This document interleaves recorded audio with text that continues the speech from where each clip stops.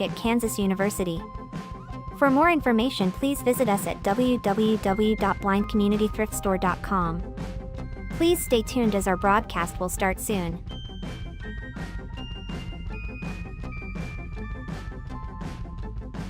Please remember to like, comment, and subscribe on our YouTube channel now. At Blind Community Thrift Store on YouTube, and more info about this radio reading service, Navalins, and the Blind Community Thrift Store at www.blindcommunitythriftstore.com. The Blind Community Thrift Store radio reading service will begin shortly. We will be reading local news from around the Southwest Missouri area, Monday through Friday, 10 a.m. to 12 p.m. on YouTube, KSMU, and on the Audio Reader Network at Kansas University. For more information, please visit us at www.blindcommunitythriftstore.com. Please stay tuned as our broadcast will start soon.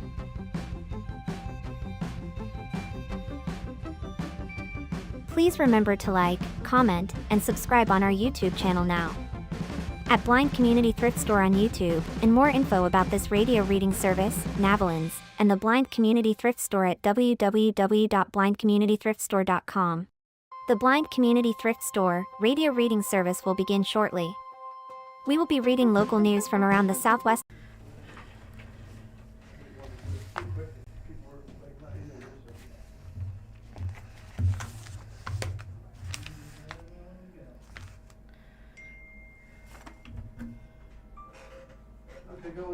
Okay, making sure I've turned my phone off.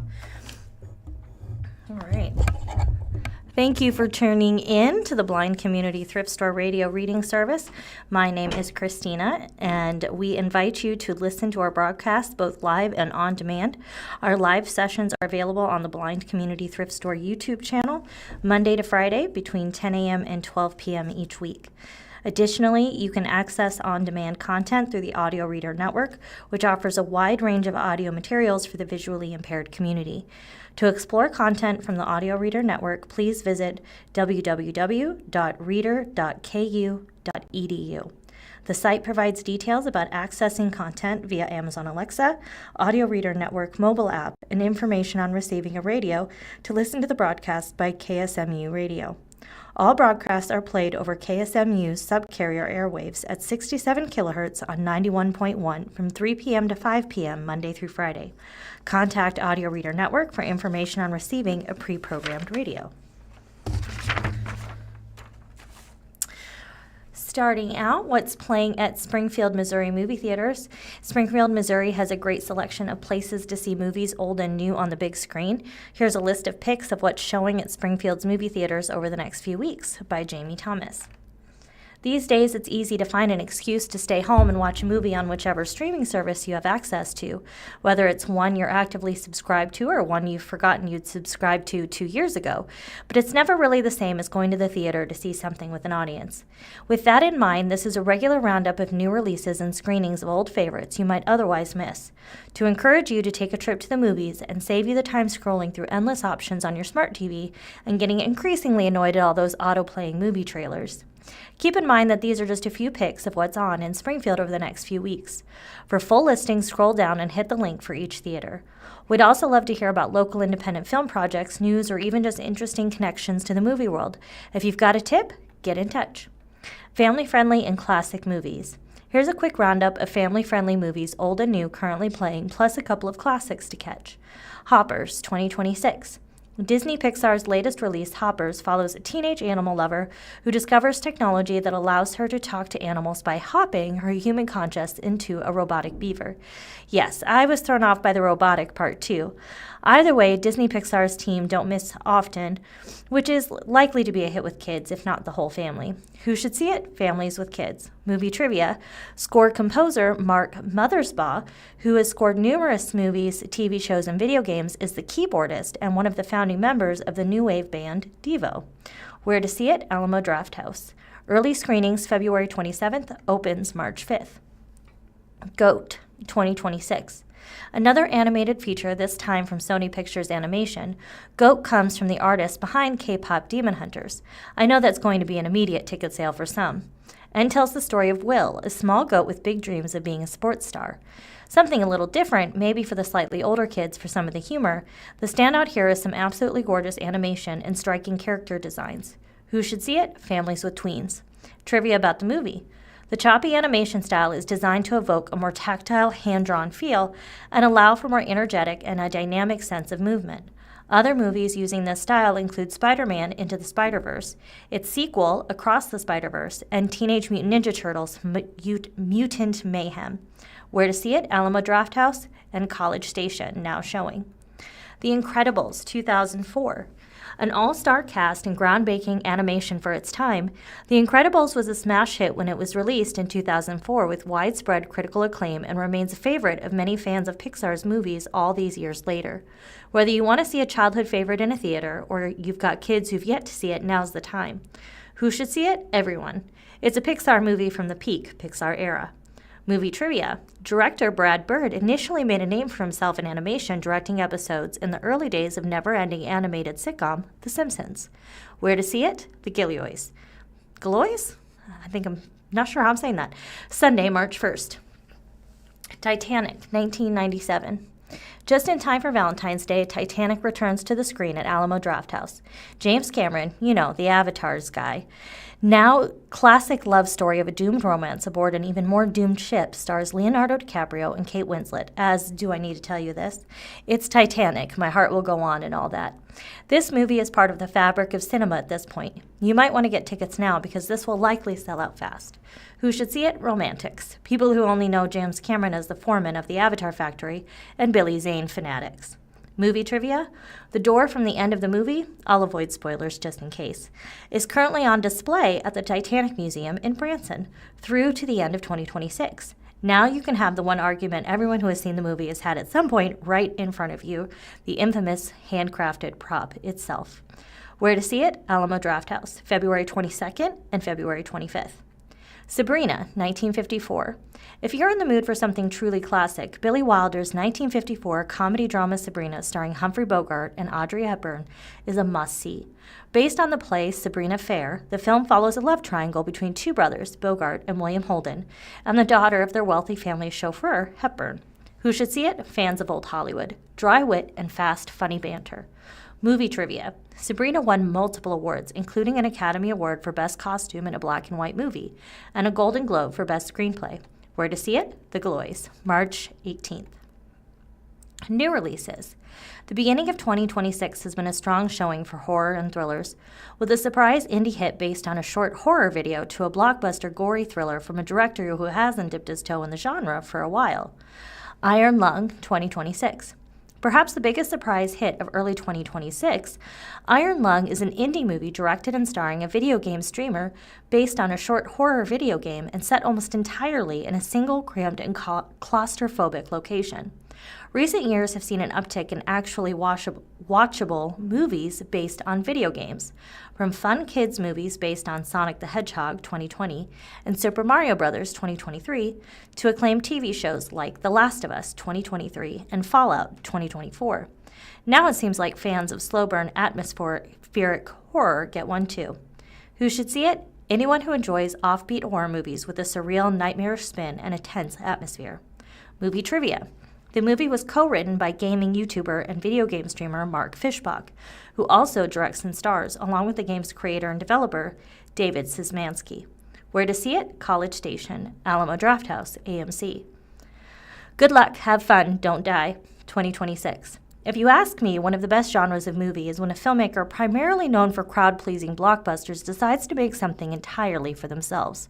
Director Gore Verbinski broke through the American remake of The Ring in 2002 before blowing the doors off the box office the following year with Pirates of the Caribbean: Curse of the Black Pearl.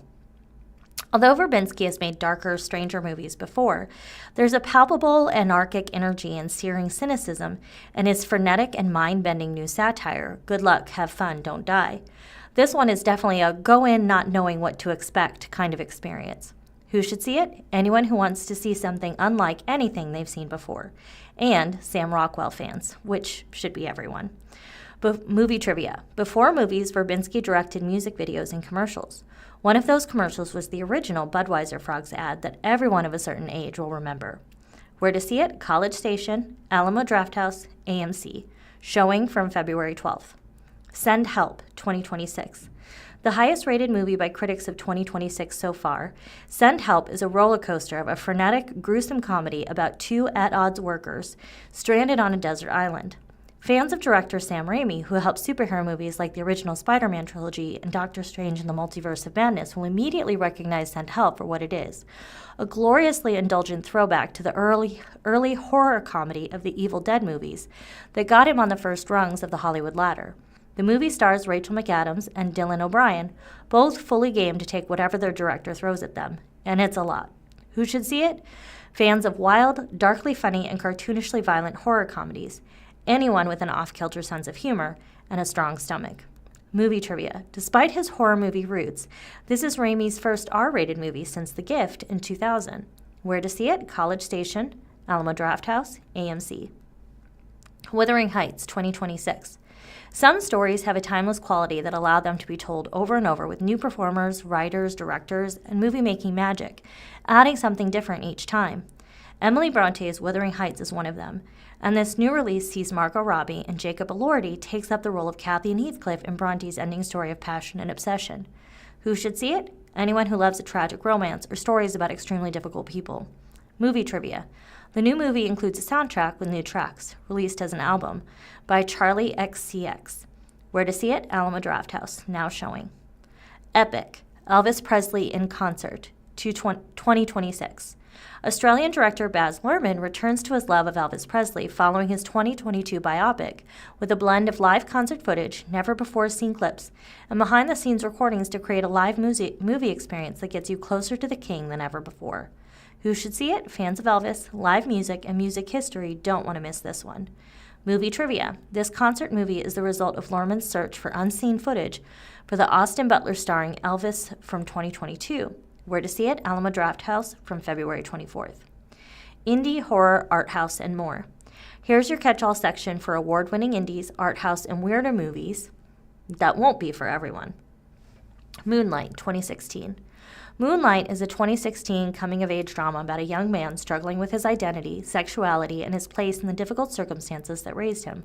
A slow-burn, thematically rich personal drama that's sometimes challenging, sometimes heartbreaking, and other times heartwarming, Moonlight would go on to win Best Picture at the 2017 Academy Awards, along with Best Supporting Actor for Mahershala Ali and Best Supporting Actress for Naomi Harris. Who should see it?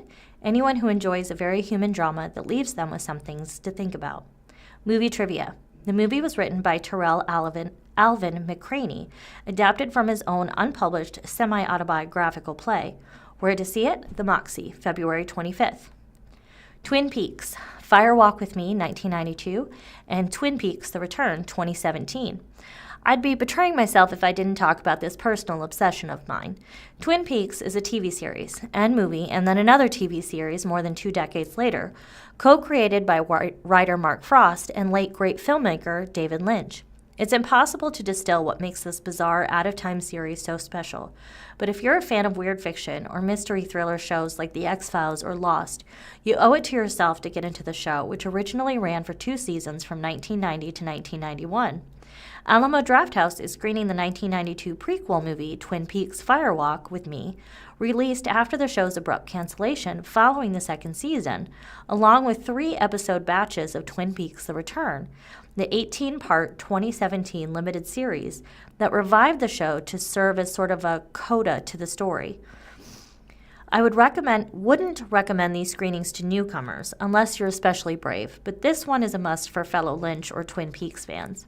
Who should see it? Sickos like me who love surreal, frustrating mysteries with no proper resolution that makes you speculate about what all it means forever. Trivia about the movie. David Bowie makes a brief but vital cameo as a long-missing FBI agent in the 1992 movie, where he, for whatever reason, decided to attempt a Louisiana accent for his character. When asked more than 20 years later about the reuse of his scenes and flashbacks for the 2017 series, Bowie requested that his voice be dubbed by an American actor who is actually from Louisiana, Nathan Frizzell. Where to see it? Alamo Drafthouse. Twin Peaks: Fire Walk with Me, 1992 feature film. February 19th, Twin Peaks: The Return, 2017 limited series. Episodes 1 through 4. February 24th, episodes 5 and 6, March 1st. Marcel the Shell with Shoes On, 2021. If you've got kids you want to introduce to some slightly more unusual movies, then bizarre but heartwarming comedy Marcel the Shell with Shoes On is a great place to start.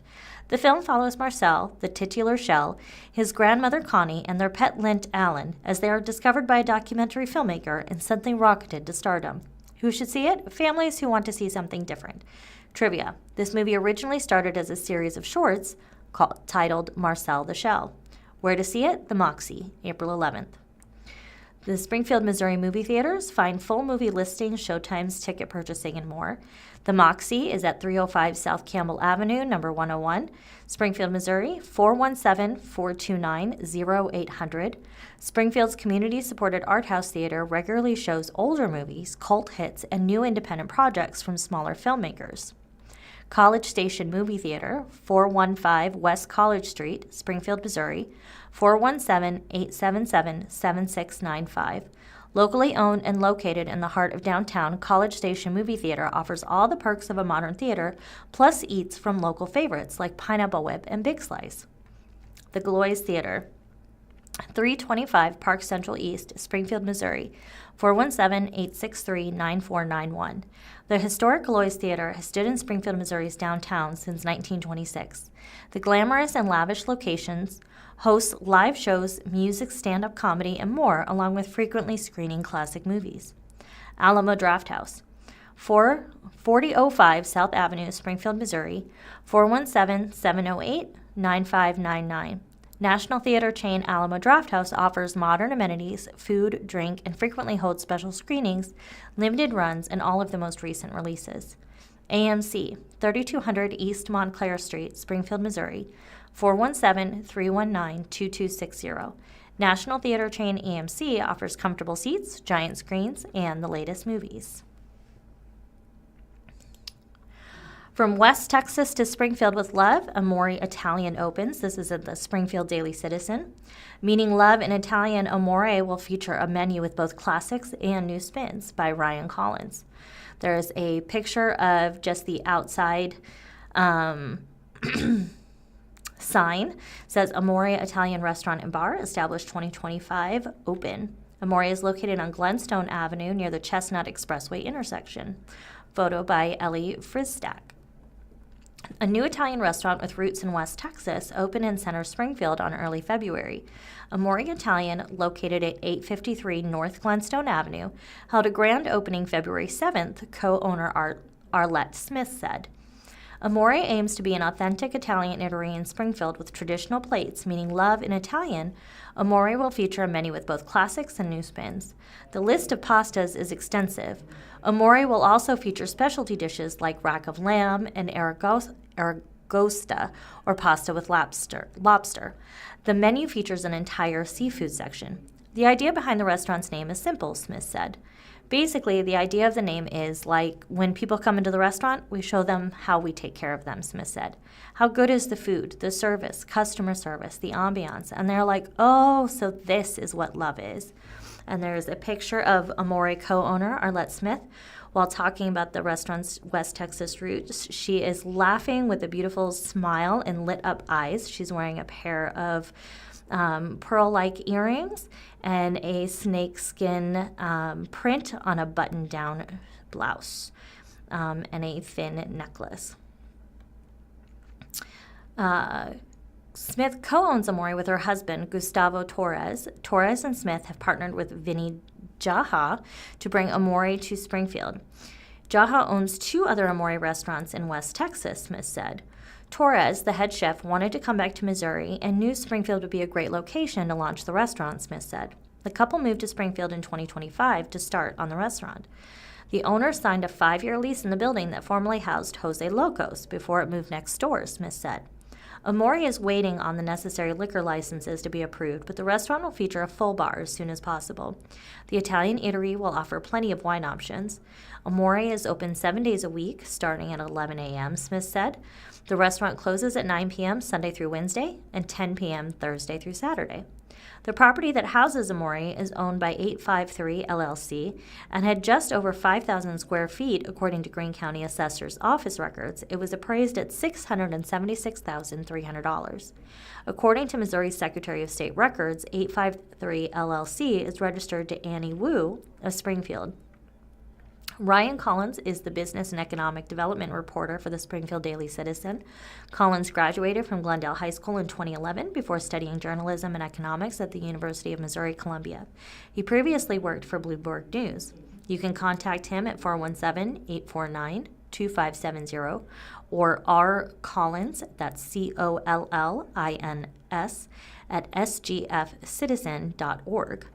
There's also a picture of a barrel that looks like a wine room where they're going to have all of the wine racked with a picture of a wine cellar in the back broken into 3 parts, and then a picture of the restaurant inside with a large seating area, and some Italian art on the walls with some sconces between them. Answer Man. What's Going On at Kansas Expressway and Kearney by Steve Pokin. Answer Man, do you know what is being built at the southeast corner of Kearney Street and Kansas Expressway? Mark Gideon of Springfield. The Sansone, or Sansoni Group, a commercial real estate group based in St. Louis, posted on Facebook on December 15th that it's going to be Springfield's first Dobbs Tire and Auto Center. The Facebook post says the 2.38-acre site will include an 8,730 square foot building and is scheduled to open in the second quarter of 2026. This marks the first project to close in on our Springfield market expansion. The location is just north of a Mr. Car Wash. Dobbs opened its first store in 1976 in South St. Louis. According to its website, it has 97 locations across Missouri, Illinois, Texas, and Ohio, with recent acquisitions of Longview, Texas-based Automotive Supercenter, Columbia, Missouri-based Custom Complete Automotive, and Cleveland, Ohio-based Conrad's Tire Express and Car Care. This is Answer Man's column number 162. Steve Pokin writes the Pokin' Around and the Answer Man columns for the Springfield Daily Citizen. He also writes about criminal justice issues. He can be reached at Spokin, S-P-O-K-I-N, at sgfcitizen.org. His office line is 417-837-3661. And there is a picture of a Walgreens in the background and Hobby Lobby across the street. And then there is a construction zone with one construction vehicle. And I should know what that's called with my children going through so many construction vehicle books, but I always forget. But it is some kind of construction vehicle to drive over the dirt. All right, here we go. Silver Dollar City is at, this is also at the Springfield Daily Citizen. Silver Dollar City is to retire Thunderation roller coaster after 33 years. Thunderation's final day of operation is set for January 2nd, 2027, according to a company news release. The ride opened in 1993 and has since carried more than 27 million riders across the 3,000 plus feet of track. And I have ridden it, and it scares the crap out of me. I am not a roller coaster person when they are big and fast. I like the tiny children's ones. By Ryan Collins. Thunderation's final season is the picture, Thanks for 30 Years, and it's a drawing of the train, and there are 2 people drawn in the front enjoying the train. 2 people in the center, one is screaming and one is terrified. That one's me. I will identify with that one. And then 2 more in the back also enjoying the ride. Silver Dollar City will retire Thunderation at the end of the 2026 season. The Mine Train roller coaster had a 33-year run in the amusement park, is what it says under the photo. At the end of 2026, as it says again, Silver Dollar City will retire its Mine Train roller coaster Thunderation after a 33-year run. Thunderation's final day of operation is January 22nd. The ride opened in 1993 and has since carried more than 27 million riders. Silver Dollar City has declared the 2026 scene a year-long celebration. This is what the news release says. Silver Dollar City has declared the 2026 season a year-long celebration of Thunderation, beginning with an opening day ceremony on March 13th and culminating in a final send-off on January 2nd, 2027, the company said in the release. Special ride moments, promotional offers, commemorative merchandise, and limited-time offerings will be unveiled throughout the season. The end of Thunderation marks the beginning of a new era at Silver Dollar City, according to the release. With Thunderation's closing, the park will begin working on sections of Marble Cave, signaling future developments are coming.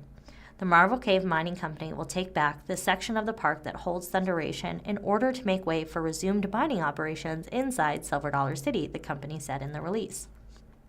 Thunderation's opening kickstarted exciting additions to Silver Dollar City, Brad Thomas, president of Silver Dollar City Parks and Resorts, said in the release. Likewise, Thunderation's retirement at the end of 2026 will launch new and exciting chapters in Silver Dollar City's future. In this case, the end is really an exciting beginning. In 2022, a Silver Dollar City employee, Joshua Outhouse, died while testing Thunderation after suffering blunt force trauma to his head, according to an Ozarks First report. An Occupational Safety and Health Administration report found that Silver Dollar City did not have measures in place to protect employees inside the ride and fined the amusement park more than $14,000.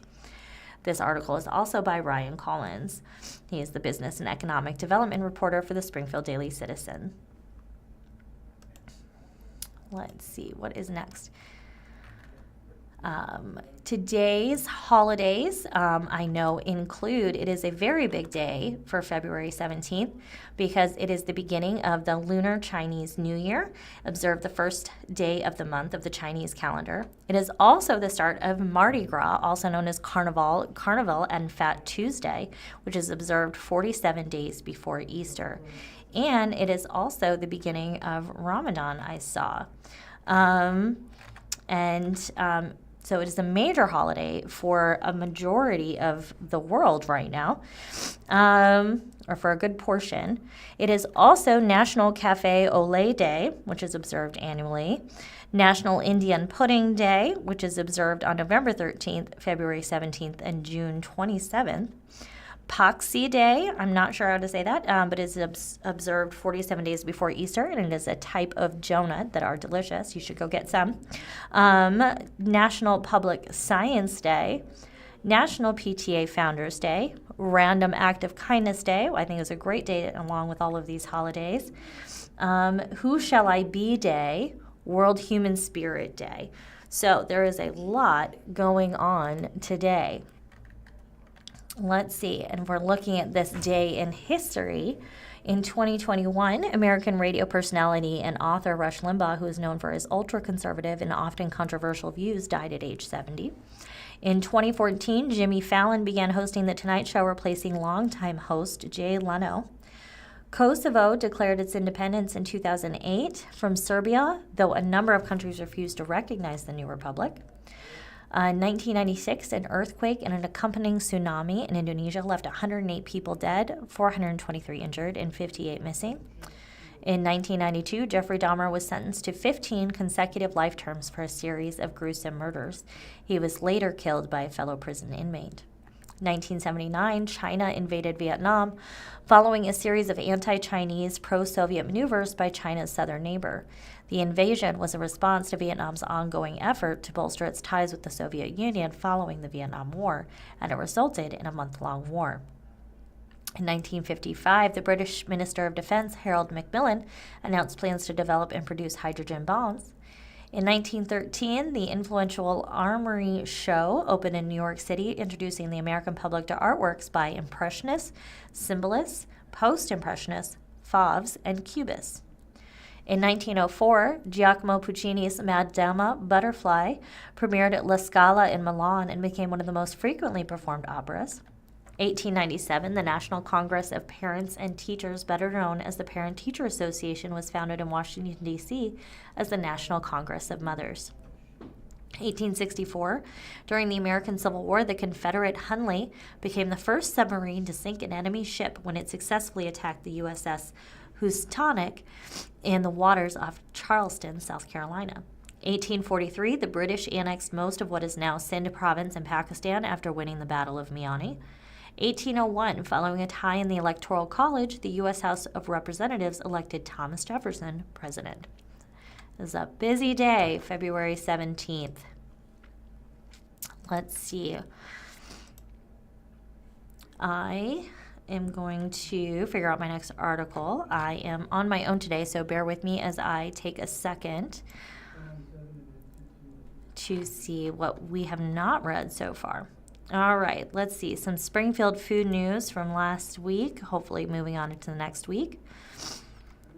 417 Magazine, we read all about what's happening with the food scene in Springfield as this week's Table Talk by Tessa Cooper. Springfield, meet Mumbles 1888. We're convinced the folks over at Springfield Brewing Company never sleep because it seems like they're always up to a new project. That is true. I'm always seeing new things. Mumbles 1888 is their latest creation, and it's now open at 504 East Commercial Street. This football pub and tap room just held its soft opening this past weekend, complete with a Super Bowl watch party, but don't get confused. This concept exists primarily for football of the soccer kind. Be sure to keep an eye on their socials for their next showing of a Premier League game. Now onto the food and beverage offerings. They've got taps loaded up with delights from Springfield Brewing Company and their sister distillery, Tai Ikeda. I am not saying that right, but I hope I'm doing it justice. They can also whip up most classic cocktails with 2 ingredients or less. If you'd like something to graze on, they've also got what they describe as unique snacks on hand and curated menus from available C Street eateries. We can't wait to check it out. Amore Italian restaurant opens just in time for Valentine's Day. If you still haven't landed on plans for your Valentine's Day dinner and you're feeling a bit adventurous, there's a new Italian restaurant in 417 land to try. Amore Italian restaurant is now open at 853 North Glenstone Avenue, Springfield, and is dishing out date night classics like lobster bisque, lasagna, ribeye, and filet mignon. I got a chance to attend a preview night with a group of other local foodies, and we filled our table with calamari and pizza, a giant calzone, and of course a ton of pasta. That sounds delicious. We also sampled a bit of each dish, and not to brag, but my order was definitely a favorite among everyone. It was the tortellini Michelangelo, which featured cheese tortellini sautéed with perfectly tender artichokes and mushrooms. However, it was the pink vodka sauce that really won us over. My favorite. Reservations aren't currently required, so head there on a whim, and bon appetito. Coffee for your Valentine. There's something so intimate about knowing the exact way your Valentine takes their coffee. Since the holiday falls on a Saturday this year, I suggest taking a look at these Valentine's Day drink specials and making plans to surprise your special someone with the one you think they'll love the most, which, by the way, you can love your special someone all the time. So you can try this week at Echelon Coffee, must try Love Potion, the Berry in Love, which is a white chocolate matcha with a strawberry cold foam. I ordered this one this past Friday and it did not disappoint. Urban Grounds Coffee and Plant Lab, must try Love Potion, the Honey I Love You, a latte featuring espresso, honey, and chocolate milk. Be sure to ask for your drink in one of their adorable Heart to Go cups, available while supplies last. Eurasia Coffee Company. Their must-try Love Potion, the Bouquet Latte, is a choose-your-own adventure with bergamot, lavender, or rose flavorings. Good Ground Floral will also be there on Valentine's Day morning with a bouquet bar setup. The Coffee Ethic. Must-try Love Potion. It's back. The famous raspberry latte garnished with an Askinosi itty-bitty bar is a local Valentine's Day tradition I personally look forward to every year. Pretty in Pink Coffee. Must try Love Potion. No one does seasonal drinks quite like Pretty in Pink Coffee. The chocolate-covered strawberry drink is just as delicious as it sounds, and this fan favorite is only available on weekends. Itty Bitty News Bites. Good news, Nicola's Ristorante is now open again on Mondays. We all know that their chicken parmesan is the ultimate cure for a case of the Mondays. Split Social Kitchen just dropped a new menu by Chef Bren Newland. Go give it a look and then make plans to visit Stat. If you're looking for Valentine's Day plans, gather the gals and head to JOB Public House on February 13th from 5 to 11. They'll be slinging special Valentine's Day cocktails, and there'll be a craft station and photo booth to make the night extra. I'm sorry we missed out on that, but I'm sure they're going to be doing more events soon. If you're craving a little taste of summer, we suggest placing an order for some fruit-shaped mousse cakes from Ali Macarons. We just did so for ourselves for research purposes, of course, and although they don't have the same hard outer shell as the viral versions, they taste incredibly delicious. Let's see. Let's see if there is some other big news. What are we?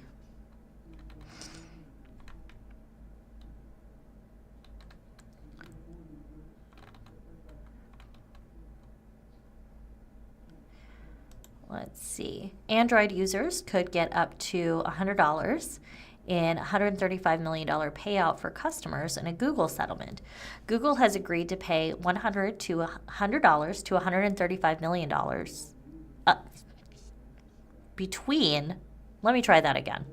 Google has agreed to pay between $100 to $135 million as part of two settlements filed in January. This is from the Springfield News-Leader by Michelle Del Rey and James Powell.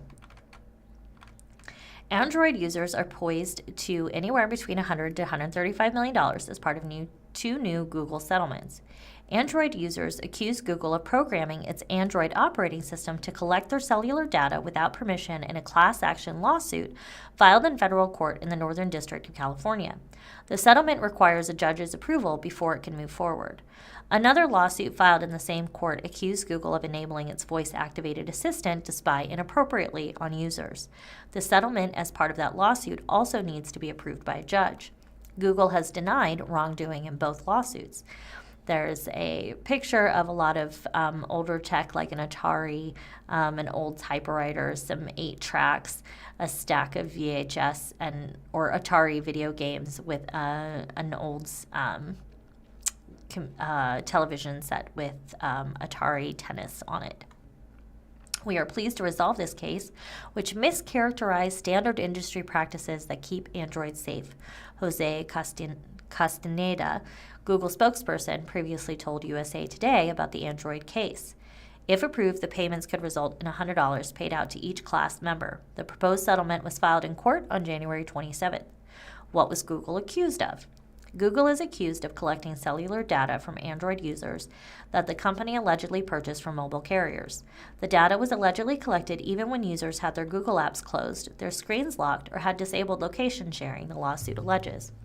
As a result, users saw more targeted ads as they claim stemmed from the collected data.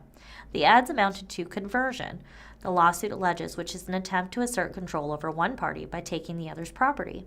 The Google Assistant settlement accuses the company of illegally recording and sharing private conversations after the feature was activated for targeted advertising. And there's a picture of Google headquarters with the letters in multiple colors right on top of their business. G is in blue, O is a red, then the second O is orange, the next G is blue, and then the L is green, and the E is red. It is seen on the Google House at CES 2024, an annual consumer electronics trade show in Las Vegas, Nevada, U.S. January 10, 2024, by Steve Marcus of Reuters. The feature is activated by phrases like, "Hey Google" or "Okay Google." That settlement was filed on January 23rd and applies to users who purchased Google devices since May 18, 2016. Court documents previously reviewed by USA Today reveal Google has agreed to pay $68 million to settle the case, but the settlement still needs to be approved. This is by Michelle Del Rey, who is a trending news reporter at USA Today. Reach her at mdelrey@usatoday.com.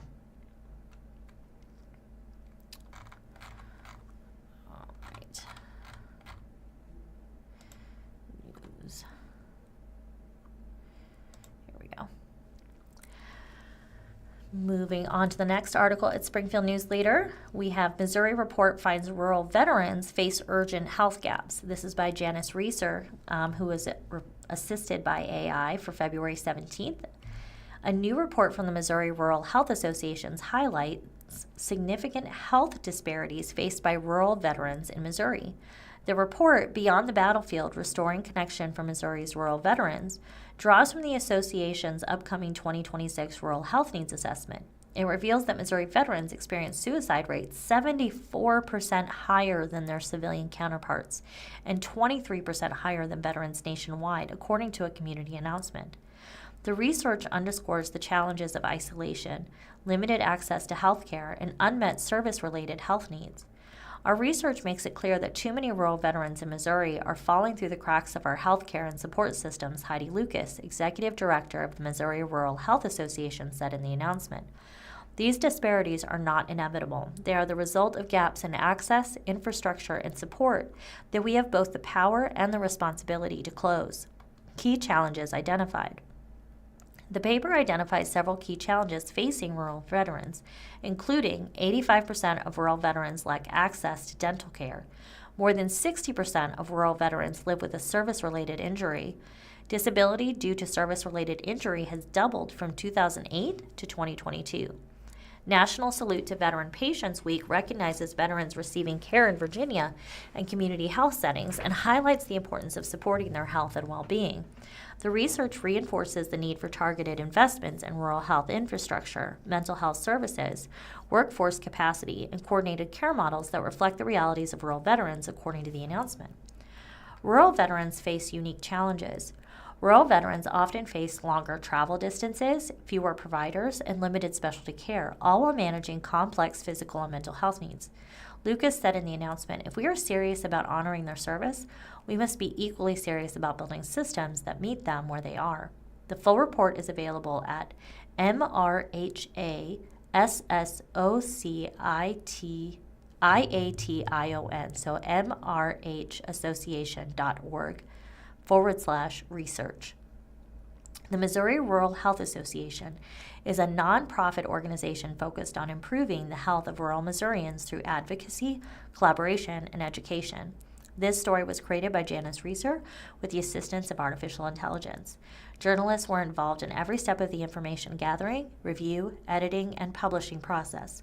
Learn more at https://cm.usatoday.com/ethical-conduct/.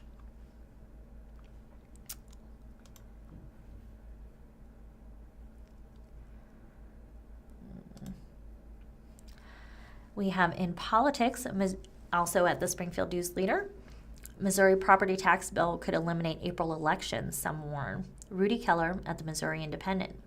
This article is from February 17th, so today. A Missouri House bill could potentially eliminate April elections by moving all elections to August and November. The bill's sponsor states the intent is only to move property tax elections to November for higher voter turnout. Critics, including county clerks, warn the bill's broad language could create overly long and confusing November ballots. A property tax overhaul moving through the Missouri House includes provisions that would potentially push all elections to August and November. The bill's sponsor, however, said that it's not his intent and will make any changes necessary to prevent it. The measure that required taxing districts to set separate rates for each type of property also requires all property tax elections to be on August or November ballot. But the language that would accomplish the change in election dates, critics warn, is far broader than necessary. It is just rife with drafting errors, said Boone County Clerk Brianna Lennon. This is what concerns me. Under current law, partisan primary and general elections are held in August and November of even-numbered years. The first Tuesday after the first Monday of April every year is set aside as the general municipal election day, when mostly nonpartisan local offices are filled and measures such as tax and bond elections are held. The bill, given first-round approval last week, however, states that all primaries for local, state, and national offices would be in August, and all general elections for local, state, and national offices and issues would be in November. I don't see how they are reading that April is not gone, Lennon said. Pictured is a voting booth with an elderly gentleman in a hat, glasses, and a black jacket voting. A bill to revise how property taxes are levied in Missouri also includes provisions that could move all local elections from April to November. The 165-page bill, sponsored by State Rep. Tim Taylor, a Republican from Bunston, moved forward on a voice vote and is scheduled for a committee hearing Monday afternoon, February 16th, on its fiscal impact. If the bill is approved in the committee, Taylor said he expects a final House vote later in the afternoon. In an interview Friday, February 13th with The Independent, Taylor said he only wants to move property tax elections from April to November. The intent is absolutely not to move all elections from April, Taylor said. The benefit of moving property tax elections to November is the greater voter turnout, Taylor said. There were 160 property tax ballot proposals before voters in 2024 from 2,811 taxing districts, Taylor said. It does not seem insurmountable to move that to November, he said. Lennon's concerns echo those of State Rep. Peggy McGaugh, a Republican from Carrollton who was Carroll County Clerk for nearly 24 years. During debate, McGaugh said she was certain the bill, if passed unchanged, would end April elections.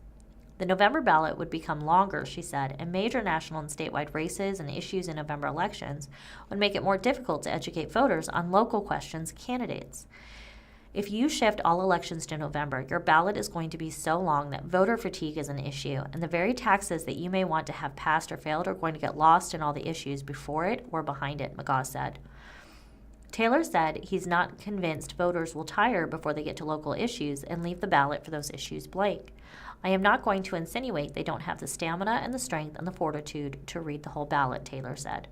In Boone County, turnout in the past 5 April elections ranged from 14% to 25% of registered voters. Approximately 70% of voters cast ballots in the 20 and 24 presidential elections, while 50% came to the polls for the 2022 off-year election. The money spent to energize voters for a November election is one reason turnout is so high, Lennon said. Local governments trying to get voters' attention would have to break through the noise of a November election, where candidates and issues campaigns are spending millions, Lennon said.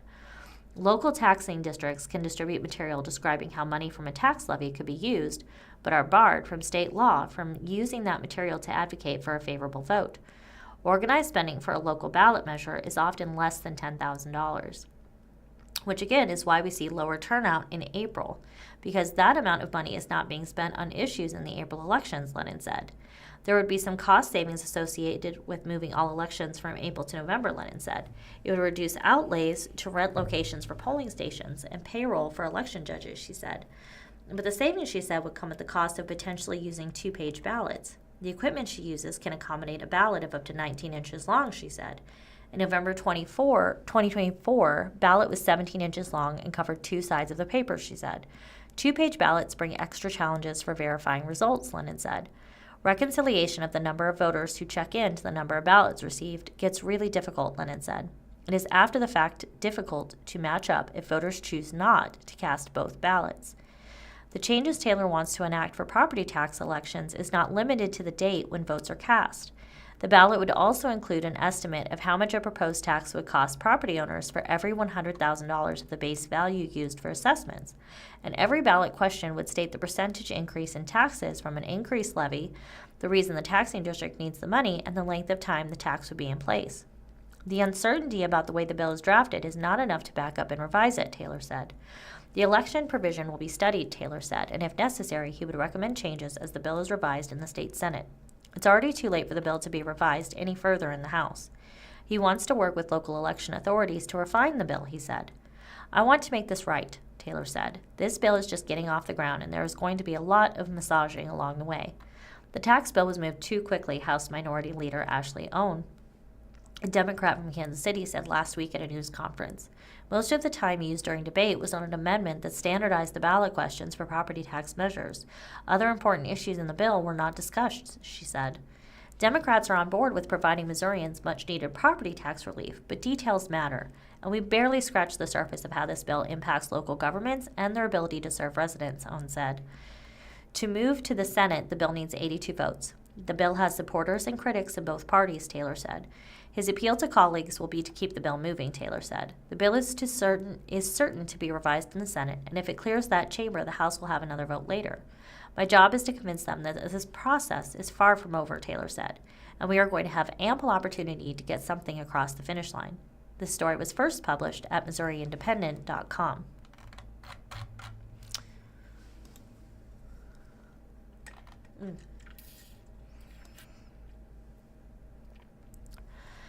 This article from the Springfield News-Leader will continue to have live updates. Jesse Jackson dies at 84, live updates on civil rights icons passing. This is by Trevor Hughes, Janine Santucci, and Christopher Can at USA Today. There is a video playing of clips of Jesse Jackson's life and contributions over the years. The Reverend Jesse Jackson, one of the world's best-known black activists who worked alongside Martin Luther King Jr., died at the age of 84. The icon of the civil rights movement and beyond was remembered by politicians and prominent activists after it was announced he died peacefully on Tuesday morning after a long journey with a progressive neurological disease. Jackson was a Presidential Medal of Freedom recipient, a two-time Democratic presidential candidate, and a mentor to many civil rights leaders. His unwavering belief in justice, equality, and love uplifted millions, and we ask you to honor his memory by continuing the fight for the values he lived by, his family said in a statement. Tributes to the charismatic movement builder rolled in from across the political spectrum. Jackson was a good man and a force of nature, President Donald Trump said on social media. And there is a gallery of 44 different pictures of Jesse Jackson, if you'd like to look at it, at the Springfield News-Leader website. The caption underneath says, Jesse Jackson dies at 84, follow his journey to civil rights leader. So that's what the gallery is about. Reverend Jesse Jackson has been a leader of the civil rights movement since the 1960s and was a two-time presidential candidate.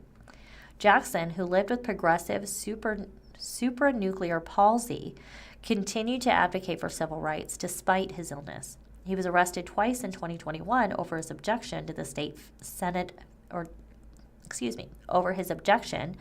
Senate filibuster rule and appeared but didn't speak at the 2024 Democratic National Convention. This is a developing story, so check back for updates. The first update is at 10:47. I'm going to add Jesse Jackson's son recalls his father's final day by Sarah D. Wire. U.S. Rep. Jonathan Jackson of Illinois shared with CBS that his father, Jesse Jackson, was surrounded by family in his last moments. Jackson said his brother, former Rep. Jesse Jackson Jr., and his mother, Jacqueline Jackson, who had been married to Reverend Jackson for 64 years, were present when his father died around 1 a.m.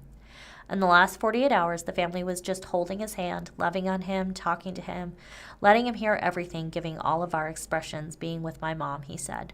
The family was around his bedside. It was very intimate and personal, and family friends coming by, and an overwhelming amount of ministers came by, prayed for us, prayed with us. For that, we're grateful. He was ready, Rep. Jackson said.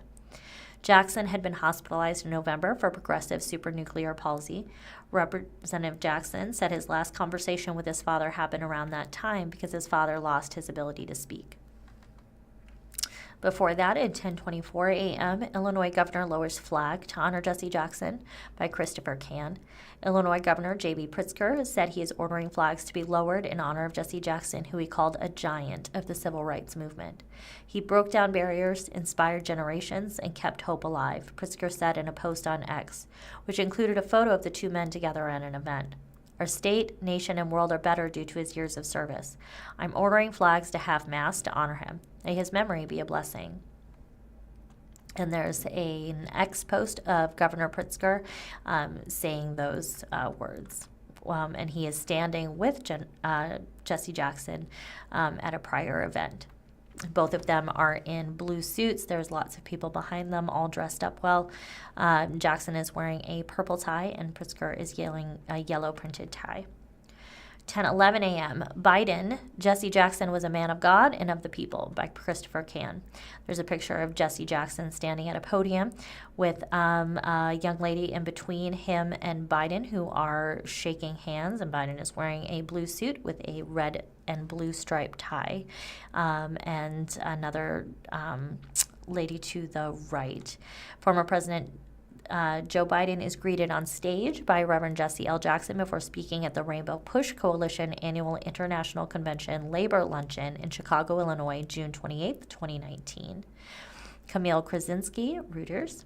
Former President Joe Biden, in a statement, said he had known Jesse Jackson for decades and hailed the civil rights leader as a man of God and of the people who was unafraid of the work to redeem the soul of our nation. I've seen how Reverend Jackson has helped lead our nation forward through tumult and triumph. He's done it with optimism and a relentless insistence on what is right and just. Whether through impassioned words on the campaign trail or moments of quiet courage, Reverend Jackson influenced generations of Americans and countless elected leaders, including presidents, Biden said in a post on X. Reverend Jackson believed in his bones the promise of America, that we are all created equal in the image of God and deserve to be treated equally throughout our lives. While we've never fully lived up to that promise, he dedicated his life to ensuring that we never fully walked away from it either, he added. Jill and I are grateful to Reverend Jackson for his lifetime of dedicated service and inspirational leadership. We extend our love to the entire Jackson family, the Rainbow Push Coalition, and all those who counted Reverend Jackson as a mentor, friend, and hero. At 10:08 a.m., Jackson's life of activism began in his hometown, Greenville, South Carolina. See, this is a photo gallery of 60 different photos. Jesse Jackson is in a 1960s vehicle with somebody driving. I'm not sure who it is. And he is in the passenger seat in a gray suit with a red tie and his iconic mustache. See Jackson's life in his hometown of Greenville, South Carolina, before and after his rise as a civil rights icon. 9:49 a.m. Jesse Jackson's granddaughter mourns civil rights icon by Christopher Can. Jessica Jackson, the granddaughter of Jesse Jackson, took to social media to mourn her grandfather, posting several photos of the two of them and encouraging others to share stories about the civil rights leader. Reverend Jesse Jackson to all, but Grandpa to me. This feels so surreal. My heart aches, she said on X. Thankful to have known you in this lifetime. Grateful that I can still see your face when I look in the mirror. Don't be shy to share stories or moments of when my grandfather came into your life or impacted you in some way, she added. I'm currently grieving this alone in EU. I really find it beautiful to know he is so much more than my favorite gossip partner. This space is safe for that. At 9:48 a.m., reactions pour in after Jesse Jackson's death. And there is a video of reactions from across the country that have poured in who died for civil rights icon Jesse Jackson, who died at 84. 9:33 a.m., Jesse Jackson praised for his time as a D.C. advocate, Sarah D. Wire. District of Columbia Rep. Eleanor Holmes Norton praised Jackson for his civil rights work, including his time alongside her as D.C.'s shadow senator. Washington, D.C. does not get a vote in Congress, but does get shadow members of the House and Senate who can advocate on behalf of the area. Jackson served as a shadow senator for the District of Columbia from 1991 to 1997. Norton was elected shadow delegate in 1991. In his years representing the district, Reverend Jackson stood firmly for D.C. statehood and full self-governance. He recognized that the denial of representation to D.C. residents was a civil rights issue at the heart of America's unfinished democratic promise, Norton said in a statement. 9:23 a.m. MLK's son says Jesse Jackson was a towering voice by Christopher Can. Martin Luther King III, the eldest son of Dr. Martin Luther King Jr., praised Jesse Jackson as a towering voice and a devoted servant of justice.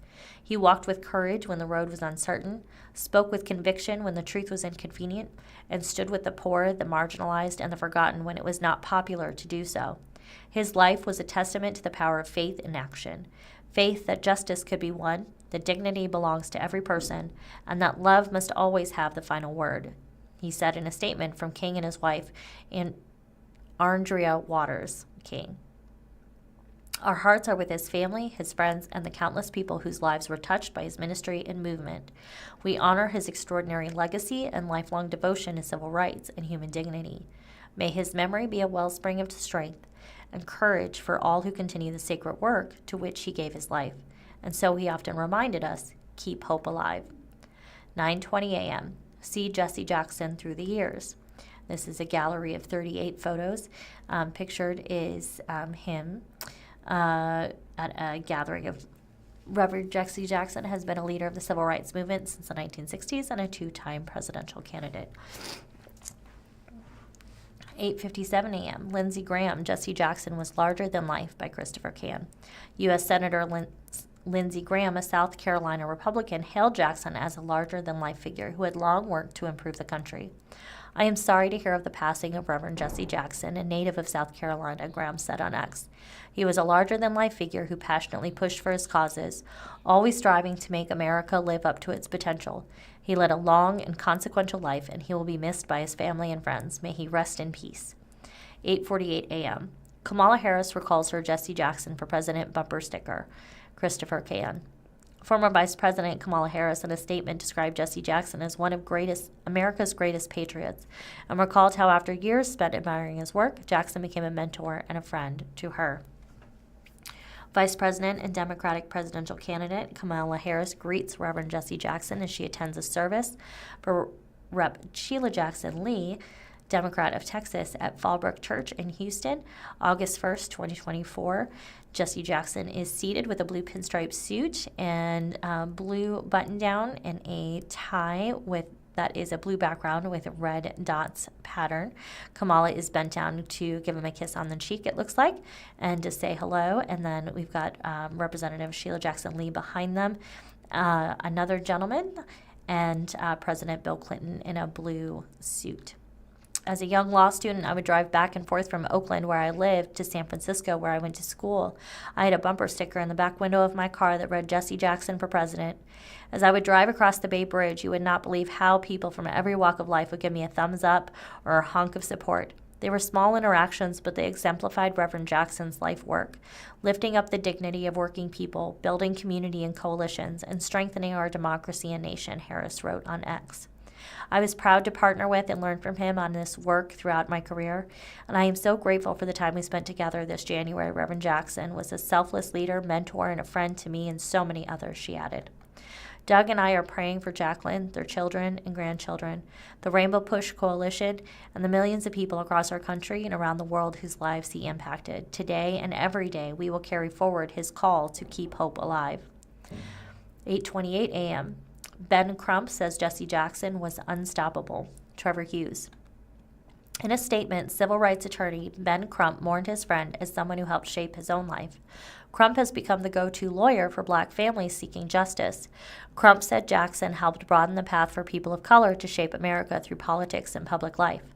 Reverend Jackson conceived of a more just and inclusive America, believed in it with unwavering faith, and dedicated his entire life to achieving it, all while teaching the next generation how to carry the torch forward.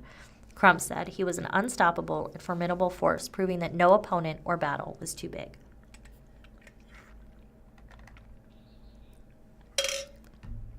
At 8:25 a.m., South Carolina governor says flags will be lowered to honor Jesse Jackson, by Christopher Cann. South Carolina Republican Governor Henry McMaster celebrated Jesse Jackson as a trailblazing civil rights leader and promised to order flags over the state capitol to half staff. A native son of South Carolina and an icon of the civil rights movement, the Reverend Jesse Jackson was a prominent voice in our nation's political and cultural dialogue, McMaster said in a post on X. Peggy and I are saddened to learn of his passing. At the appropriate time, he added, I will direct the flags over the Capitol and be lowered to honor his legacy and memory. 8:13 a.m. Hakeem Jeffries says Jesse Jackson was the people's champion, Christopher Kahn. House Minority Leader Hakeem Jeffries described Jesse Jackson as a legendary voice for the voiceless, powerful citizen, civil rights champion, and trailblazer extraordinaire. For decades, while laboring in the vineyards of the community, he inspired us to keep hope alive in the struggle for liberty and justice for all, Jeffrey said on a post on X. We are thankful for the incredible service of Reverend Jesse Jackson to the nation and his profound sacrifice as the people's champion. May he forever rest in power. There's another photo gallery of Jesse Jackson's legacy and photos. And pictured, it looks like him and his wife back in the 70s with their three children. See civil rights icon Jesse Jackson's family and history. Pictured is Reverend Jesse Jackson, a towering civil rights icon who battled alongside Martin Luther King. See his family and legacy in photos. Want to know about Jesse Jackson's family? Or what to know about Jesse Jackson's family? Melina Kahn. Jackson's family includes his wife of 63 years, Jackie Jackson, and 6 children, Santita, Jesse Jr., Jonathan, Yusef, Jacqueline, and Ashley. Jesse Jackson met Jacqueline Lavinia Brown while both attended North Carolina Architectural and Technical College. They married in December 1962. At the time, Jackie was 18 years old and 2 months pregnant with the couple's first child, she told New York Times in 1987. Among the couple's 5 children together is Jesse Jackson Jr., a former Democratic U.S. representative for Illinois. He held that office from 1995 until his resignation in 2012, amid an investigation into his use of campaign funds. He pleaded guilty in February 2013 to misusing campaign funds and was sentenced to 30 months in prison. The second eldest son, Jackson's son, Jonathan, also has a career in politics. He has served as a U.S. representative for Illinois since 2023.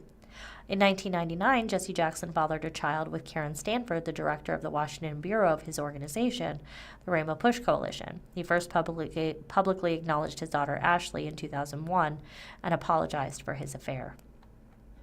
Jesse Jackson's Green Eggs and Ham moment at 7:56 a.m. by Taylor Ardrey. Since the news of his death, people on social media have been reminiscing about their favorite Jesse Jackson moments in pop culture. Among them is his 1991 appearance on Saturday Night Live. There he is pictured on an Instagram post which has 2,000 likes. Reverend J. Jackson as a Throwback Tuesday to when Reverend Jesse Jackson had us all laughing on Saturday Night Live as he read Green Eggs and Ham with his signature style. His powerful voice brought a whole new flavor to the Dr. Seuss classic, turning a simple children's story into a parody that was both hilarious and unforgettable. Proof that even serious leaders can bring some fun to the table. On the comedy program, Jackson paid tribute to famed author Dr. Seuss, born Theodore Seuss Geisel, who had recently passed away. He did a skit reading Green Eggs and Ham, leaving audiences roaring with laughter due to his Southern Baptist delivery of the children's classics. His powerful voice brought a whole new flavor to the Dr. Seuss classic, turning a simple children's story into a parody that was both hilarious and unforgettable, a post on Jackson's official Instagram page said. At 7:52 a.m., Trump says Jesse Jackson was a force of nature, Christopher Can. In a lengthy statement, President Donald Trump said he had known Jesse Jackson for many years and described the civil rights leader as a good man and a force of nature. The Reverend Jesse Jackson is dead at 84. I knew him well long before becoming president. He was a good man with lots of personality, grit, and street smarts. He was very gregarious, someone who truly loved people, Trump said in a post on Truth Social. I provided office space for him and his Rainbow Coalition for years. The Trump building at 40 Wall Street responded to his request for help in getting criminal justice reform passed and signed when no other president would even try. Single-handedly pushed and passed long-term funding for historically black colleges and universities, which Jesse loved, but also which other presidents would not do. Responded to Jesse's support for opportunity zones, the single most successful economic development package yet approved for black businessmen/women, and much more, Trump added. Jesse was a force of nature like few others before him, Trump went on to say. He loved his family greatly, and to them I send my deepest sympathies and condolences. We're getting down to the end. 7:40 a.m., MLK's daughter calls Jackson a courageous leader, Christopher Can. Bernice King, the daughter of Dr. Martin Luther King Jr., said Jesse Jackson devoted his life to lifting people in poverty, the marginalized, and those pushed to society's edges.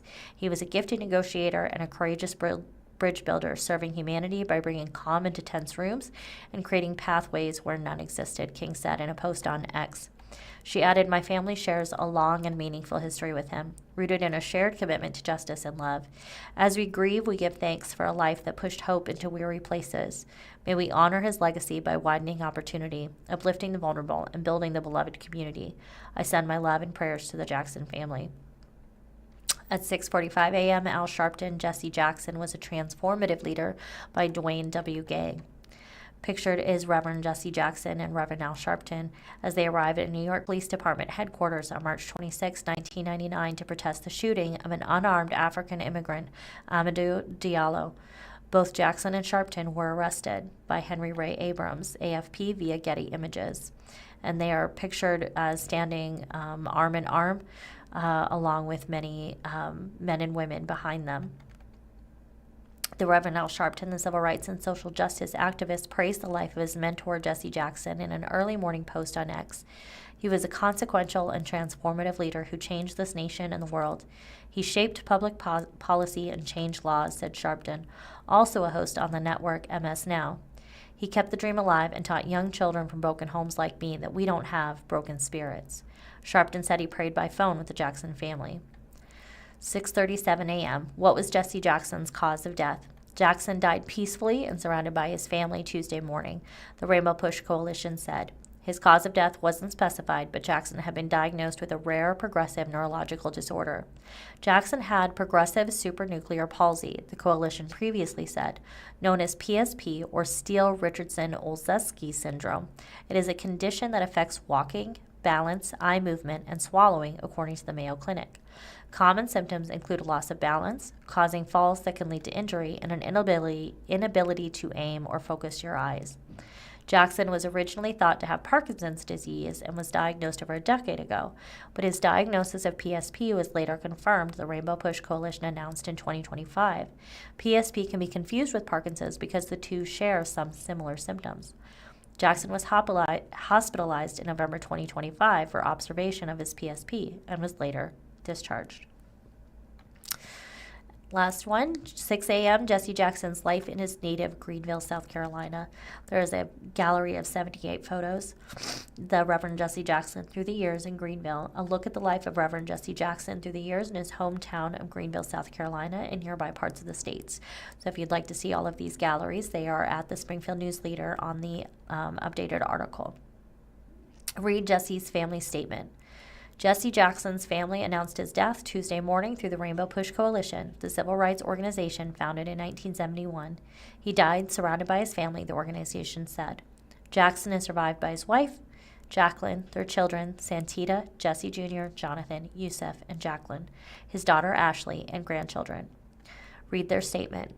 Our father was a servant leader, not only to our family, but to the oppressed, the voiceless, and the overlooked around the world.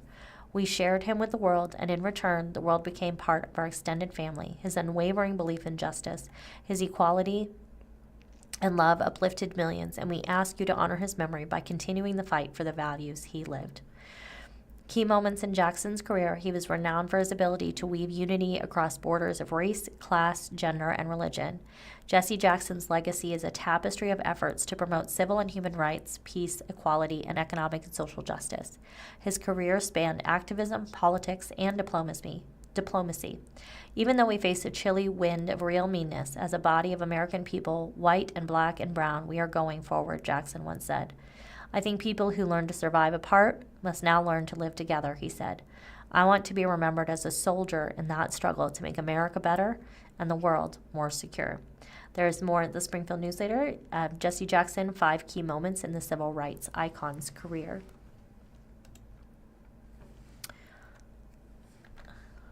Let's see. And we've got Missouri Lottery Powerball Pick 3 winning numbers for February 16th. The Missouri Lottery offers several draw games for those aiming to win big. Here's a look at February 16th, 2026 results for each game. The winning Powerball numbers from February's 16th drawing are 16, 18, 19, 56, 58, Powerball 6, Power Play 3. Winning Pick 3 numbers from the February 16th drawing: Midday 7, 8, 2, Midday Wild 5, Evening 8, 1, 7, Evening Wild 4. Winning Pick 4 numbers from February 16th: Midday 2, 0, 9, 4, Midday Wild 3, Evening 0, 4, 6, 4, Evening Wild 2. Winning Cash for Life numbers: 2, 11, 14, 15, 22, Cash Ball 1. Winning Cash Pop numbers: Early Bird 14, Morning 13, Matinee 13, Prime Time 15, Night Owl 4. Winning Show Me Cash numbers: 3, 8, 14, 25, 39. Winning Powerball Double Play numbers: 14, 24, 32, 37, 49. Powerball 7. Are you a winner? Here's how to claim your lottery prize. All Missouri lottery retailers can redeem prizes up to $600. For prizes over $600, winners have the option to submit their claim by mail or in person at one of Missouri Lottery's regional offices by appointment only. To claim by mail, complete a Missouri Lottery winner claim form, sign your winning ticket, and include a copy of your government-issued photo ID along with a completed IRS Form W-9. Ensure your name, Address, telephone number, and signature are on the back of your ticket. Claims should be mailed to Ticket Redemption, Missouri Lottery, P.O. Box 7777, Jefferson City, Missouri 65102-7777. For in-person claims, visit the Missouri Lottery headquarters in Jefferson City or one of the regional offices in Kansas City, Springfield, or St. Louis. Be sure to call ahead to verify hours and check if an appointment is required. For additional instructions or to download the claim form, visit the Missouri Lottery Prize claim page. When are the Missouri Lottery drawings being held? Powerball, 9:59 p.m., Monday, Wednesday, and Saturday.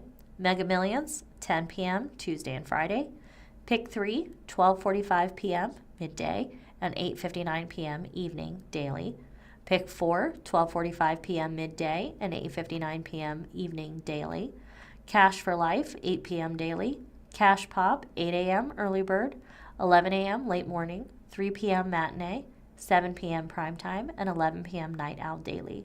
Show Me Cash, 8:59 p.m. daily. Lotto, 8:59 p.m. Wednesday and Saturday. Powerball Double Play is 9:59 p.m. Monday, Wednesday, and Saturday.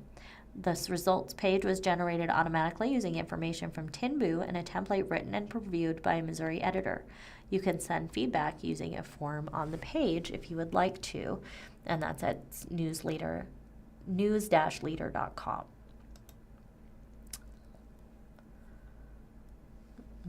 Waiting for pages to load. There you go. Let's see if we've got something in the Springfield Business Journal while we wait for that.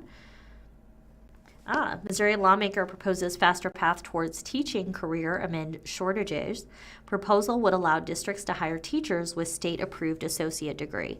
To address chronic shortages, a Missouri lawmaker wants to create a pathway for individuals who complete a state-approved associate degree to teach in public schools. State Rep. Willard Halley, Republican Eldon, said House Bill 2776 creates a fast-track solution to a growing problem. Missouri has a teaching shortage that is beyond anybody's comprehension, he said. We need to get some teachers in our classroom pretty quickly, and the traditional four-year route isn't really working right now. That won't repair this quickly enough. A 2025 report by the Missouri Department of Elementary and Secondary Education showed 2,591, or nearly 5% of the teaching positions in the state, were vacant or filled by an individual who is not fully certified. He said districts with critical shortages have hired retired teachers to work part-time or individuals with only a substitute certification to fill classrooms. I've probably heard from 40 or 50 superintendents who say, we need this, we can't hire teachers. We post a position and nobody applies, Haley said. Under the proposal, the state could issue a temporary teaching certificate to individuals who complete a specifically designed associate degree with specific courses on pedagogy and classroom management. Applicants would have to pass a background check with a score high enough on a state test and participate in district training, mentoring, and evaluations during the first 2 years of their career. There will be teachers that are in charge of nurturing you and helping you develop as a teacher, Haley said. The goal is that you will continue your education and long-term go ahead and get your 4-year degree. Shannon Benn, president of the Springfield National Education Association, said the bill could help fill positions in critical shortage areas. If we have somebody who is passionate about that and wanting to get into that, fast-tracking them into the classroom is not necessarily a bad thing, Benning said. However, the caveat that I'd put on this is that they would need absolute support. Benn, who leads the union that represents Springfield teachers, said bachelor degree teaching programs are structured to provide practicums, supervised hands-on experience in real classroom settings, and student teaching where there is autonomy but guidance. It would be scary for anybody to just walk into the classroom after only 2 years of training because, finding page 26,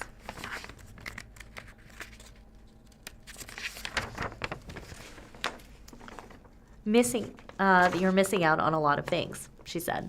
Brian Milner, president of this and CEO of the Missouri Community College Association, said the institutions represented by MCCA must provide affordable training and respond to workforce needs. He said the cost of obtaining a bachelor's degree relative to the starting salary teachers are offered may be a deterrent. Missouri state law requires districts pay a minimum teacher salary of $40,000, starting with the 25 to 26 school year. The minimum starting pay had been $25,000. What we've tried to do is help superintendents think through creative ways to respond to this problem, he said. Milner said the pathway proposed in the bill is not meant to replace four-year teacher education programs and may not be ideal for certain teaching jobs. We don't expect this to be a magic bullet that completely fixes the teacher shortage problem. Rather, this is one possible solution, he said. Conversations are still being had about what this bill would look like or could look like. Milner said the bill would create a shorter path into teaching, similar to the two-year programs created to work as a registered nurse. Hal Higdon, chancellor of Ozarks Technical Community College, discussed the bill during Springfield Business Journal's People You Need to Know event. He said the option, based on models used in other states, may be a solution for hard-to-fill teaching positions. He said eligible students can access the A-plus scholarship programs at public community colleges at Missouri, which can significantly reduce the cost of an associate degree. If you could use your A-plus and get into the teaching field in 2 years with no debt and then get a job teaching and then have 5 years to get your bachelor's degree, it's a win-win for the students, he said. In written testimony for a legislative hearing, Sedalia Superintendent Todd Fraley said the district has been forced to hire long-term substitutes who may not have a degree or training to fill a teaching post. With fewer and fewer people entering the teaching field, the pool of applicants, especially the quality ones, continues to diminish, he wrote January 20th. The quality of the teacher in the classroom directly impacts the effectiveness of instruction and the educational outcomes of our students. Haley said he was open to tweaking the proposal following feedback. He vowed to rework the bill to not only focus on elementary teaching jobs. The bill is changing so this will not be eligible for high school, he said. Highland Springs Country Club General Manager to retire by Jeff Pickle, gpickle at sbj.net. Highland Springs Country Club General Manager Mark Stallman is retiring after nearly 4 decades of employment at the organization. Stallman, 61, said in an interview with Springfield Business Journal that he plans to exit around the end of March. He served as general manager for 31 years, following 6 years as assistant general manager. It's time for me to do something different and slow down a little bit and enjoy things, he said. Stallman said he intends to take some time off and may be interested in a role in the future that's less time-consuming. Right now, with being the GM, it's a lot of weekends and holidays, he added. Stallman said he informed the ownership of Highland Springs Country Club, Alpharetta, Georgia-based Atrium Hospitality LP, of his plans in October to leave his role at the end of the first quarter. Atrium, he said, has hired St. Louis-based GSI Executive Search, which specializes in country clubs and other tourism and hospitality roles, to find his successor. Atrium is continuing to explore a sale of Highland Springs Country Club, as Springfield Business Journal reported in November, but a buyer has not been secured, Stallman said. Highland Springs Country Club is a private golf, tennis, and social club that has some 750 members. The golf course spans 200 acres and has 18 holes, and there's a 42,000 square foot clubhouse, according to past reporting. Stallman said he exits Highland Springs Country Club. He'll miss how each day is different. I like the interactions, he said. The hardest part for me is going to be missing the interactions with our team and with our members. Let's see.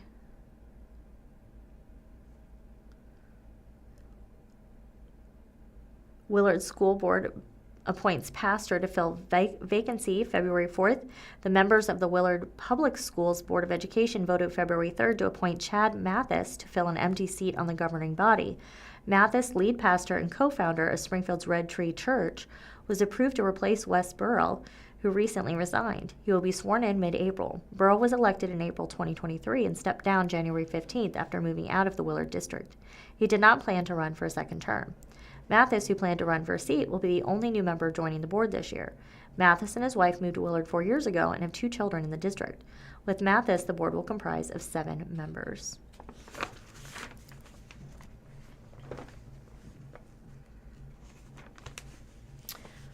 Let's see.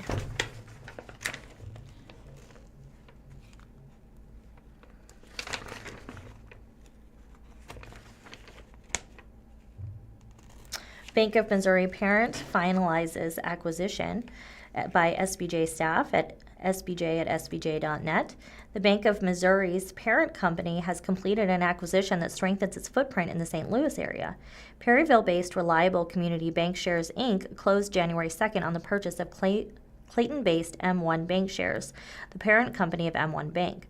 The financial terms of the cash and stock deal were not disclosed in the news release. The acquisition was announced in August. M1 Bank has built a strong reputation for purpose-driven community banking, particularly in the areas of business lending, community development, and relationship-based service, said Adrian Breen, president of Reliable Community Bank Shares and president and CEO of the Bank of Missouri, in the release. Together, we will continue to invest in the people, neighborhoods, and businesses of the St. Louis region. With M1 Bank's more than $1 billion in assets and the Bank of Missouri at over $3 billion, the combined organization now has $4.2 billion in assets. Officials previously said the combined organization would have 30 branches, with 2 from M1. The Bank of Missouri, which has 3 branches in Springfield, reported local 2024 revenue and employees of $42.7 million and 118 respectively for Springfield Business Journal's Economic Impact Awards event in summer 2025. Company-wide revenue in 2024 was $190.6 million, with 570 employees, according to past reporting.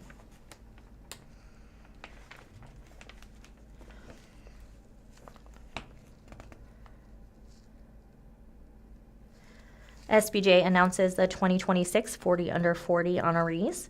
Springfield Business Journal's 2026 class of 40 Under 40 represents 40 accomplished and still rising professionals in Southwest Missouri. Since its 1999 debut, the awards program, judged by an independent panel of community members, has honored individuals under the age of 40 for their professional and civic work. The honorees are Ryan Allison, Alice Akers and Arnie, Meredith Basso, KPM CPAs and Advisors, Izzy Callison, Storm Restorations Corps, Clay Camden, Emery Sapp and Sons, Inc., Matt Cara, the Child Advocacy Center, Rihanna Clark, Discovery Center of Springfield, Will Darter, Everton R3 School District, Chelsea Dollaride, the White Luck Company, Alexandria Dual, Springfield Area Chamber of Commerce, Nathan Doss, Barnabas Foundation, Inc., Jody Dow, Springfield Dream Center, Derek J. Estelle, Toth and Associates, Inc., Elizabeth Fax, Greene County Prosecuting Attorney's Office, Vanya Hager, Pregnancy Care Center, Andrea Harp, Care to Learn, Brock Hughes, Mercy Springfield Communities, Katie Jackson, Newstream Enterprises, Alex B. Johnson, Missouri State University, Camber Jones, Spencer Fain, Lauren Jocelyn, Centerstone, Gordon Lane, Nixon and Lindstrom Insurance, Anna Laro, Forvis Mazers, Christian Lewis, Simmons Bank, Ren Lubering, Springfield Branson National Airport, Ryan Mann, Nixon Public Schools, Mindy McDonald, Victory Mission and Ministry, Mallory Moore, Cox Health, Megan Newer, Maxon Fine Jewelry, Rachel Dami Adunawu, Purpose Connect, Inc., Zach Pemberton, Springfield Cardinals, LLC, David Pear, FMTM, LLC, Christian Rath, Abacus, Jason Ray, Southwest Missouri Council of Governments, Zion Rife Stevens, Drew Lewis Foundation, Inc., Nacy Ty Ryerson, Encompass Academy, Andrea Sitz, Arvis Bank, Seth Swafford, Palin Music Center, Ethan Sykes, Drury University, Robert L. Temple, Kemble Woods and Martinson LLP, and Rachel Tripp, Community Foundation of the Ozarks. The new class will be celebrated during a 4:30 p.m. event on April 8th at the Waysitz Convention Center. Excuse me.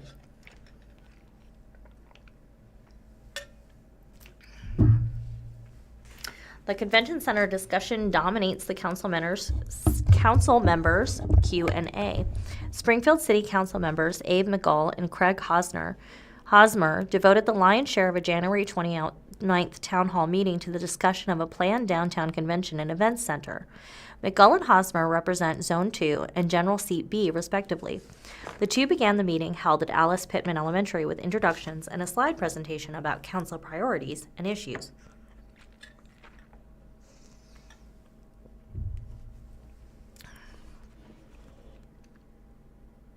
Sorry, I lost my place. McGull said he is frequently asked why the city wants to venture into building a convention center. Like many of you, I don't want to pay any more taxes, he said. If we can soften the blow of being able to provide the services that you need by having visitors come to our city, spend money, and experience the cashew chicken that we have here, and spend money staying in our hotels, that will soften the blow for all of us. Mark Heckett, president and CEO of Visit Springfield, Missouri, was invited to the front of the room to speak. Hackett emphasized the importance of tourism. Tourism is massive for our whole economy, he said.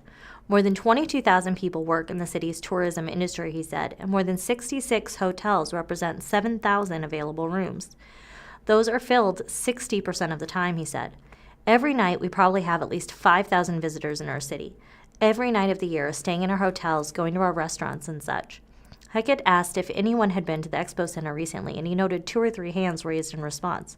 Okay, so it is terrible. I'm just going to be very blunt, he said. Our Expo Center is failing. It was never built the way it should have been built. It doesn't have basic amenities. He added that architects from Populous Inc. contracted for design work on the planned convention center, toured the Expo Center, and said it was the most outdated facility they had seen in a long time. It is hurting us, he said. We are losing every day because our facility is not competitive with other cities around the country. Hackett described a project to expand the existing Expo Center footprint to drive new visitation while creating a community-minded space paid for mostly through a proposed 3% lodging tax with an edict from council not to use local taxpayer money on it. Hosmer said he supports the project and added that the city's hotel and motel tax will still be below those of St. Louis and Kansas City. I think it does make sense for Springfield to have a convention center to serve those needs, he said. A member of the audience suggested a better location for the convention center would be near the airport. Hackett, whose office abuts the convention center, responded at the invitation of the host by saying that traffic is not a problem. He added that the downtown location offers walkability to restaurants, theaters, and the Springfield Cardinals ballpark. Location is actually the fundamental most important thing, and downtown is actually from a visitor experience. The people that will use this space, the best location that Springfield has to offer, he said. Another audience member who did not identify himself was skeptical of the timing of the town hall meeting in the lead-up to an April election on a 3% lodging tax to fund the center. I hate to say, I just kind of find it really interesting that you guys have never ever had a town hall, but all of a sudden, we're going to have a town hall, and oh yeah, we're going to talk about the convention center, he said. The audience member added the issue is already voted on. We all said no, he said. Apparently we don't know what we're talking about. McGull said it was good to hear both sides of the issue. I'm a lawyer, that's what I do, he said. You ask me to find somebody innocent, I'll find them innocent. You ask me to find them guilty, I'll do that too. He said the city's been kicking the idea down the road for a long time and is finally in position to take action, with $30 million allocated from the city's half-cent spring-forward SGF sales tax and $30 million allocated by the legislature, though withheld by Governor Mike Kehoe. We have to continue to grow. We have to, McGull said. If we don't grow, we will die as a city. The event came on the heels of a November 2025 town hall meeting by Zone 3 Councilmember Brandon Jensen. 3 more members have town hall meetings scheduled with Zone 1 Councilmember Monica Horton's solo meeting upcoming on February 12th, 5:30 to 7:30 p.m. at the library station, and with Zone 4 Councilmember Bruce Adib Yazdi and General Seat A Councilmember Heather Hardinger coming up on January 24th at Cowden Elementary. No town hall meetings have been announced for Derek Lee, General Seat C, Callie Carroll, General Seat D, or Jeff Schrag, Mayor.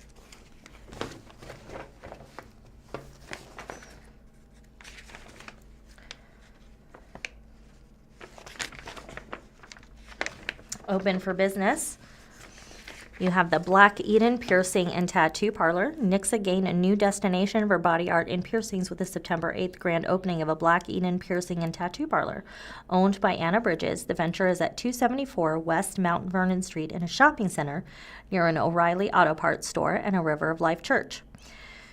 Bridges said she leads a staff of 4 at the roughly 2,000 square foot shop, declining to disclose startup costs or lease information. Her past work experience includes the Next Generation Tattoo in Springfield, and she also owns Shoot 2 Thrill Photography. Bridges said piercings start at $50, while tattoo costs vary based on design, size, and artist time. In addition to her work at Black Eden, Bridges said she also does piercings at Carnival of Ink, an annual Midwest-based tattoo convention set for March 20th through 22nd at the Springfield Expo Center, 635 East St. Louis Street. Certain Fee. Springfield resident Will Kreitz revamped web-based app Certain Fee on November 1st to focus on marketing to the lawn care industry. The app helps lawn care service businesses convert their current clientele as well as potential new customers to a subscription payment option, offering a per-service rate or monthly rate, he said.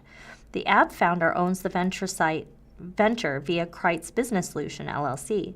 Kreitz said the idea for Certain Fee originated while he owned his own lawn care business, Clean Cut Lawn Care, which he sold in 2020. He began development of the app in 2021, initially focusing on use for any service industry that wanted to build a year-round monthly cash flow, before pivoting last year to lawn care businesses.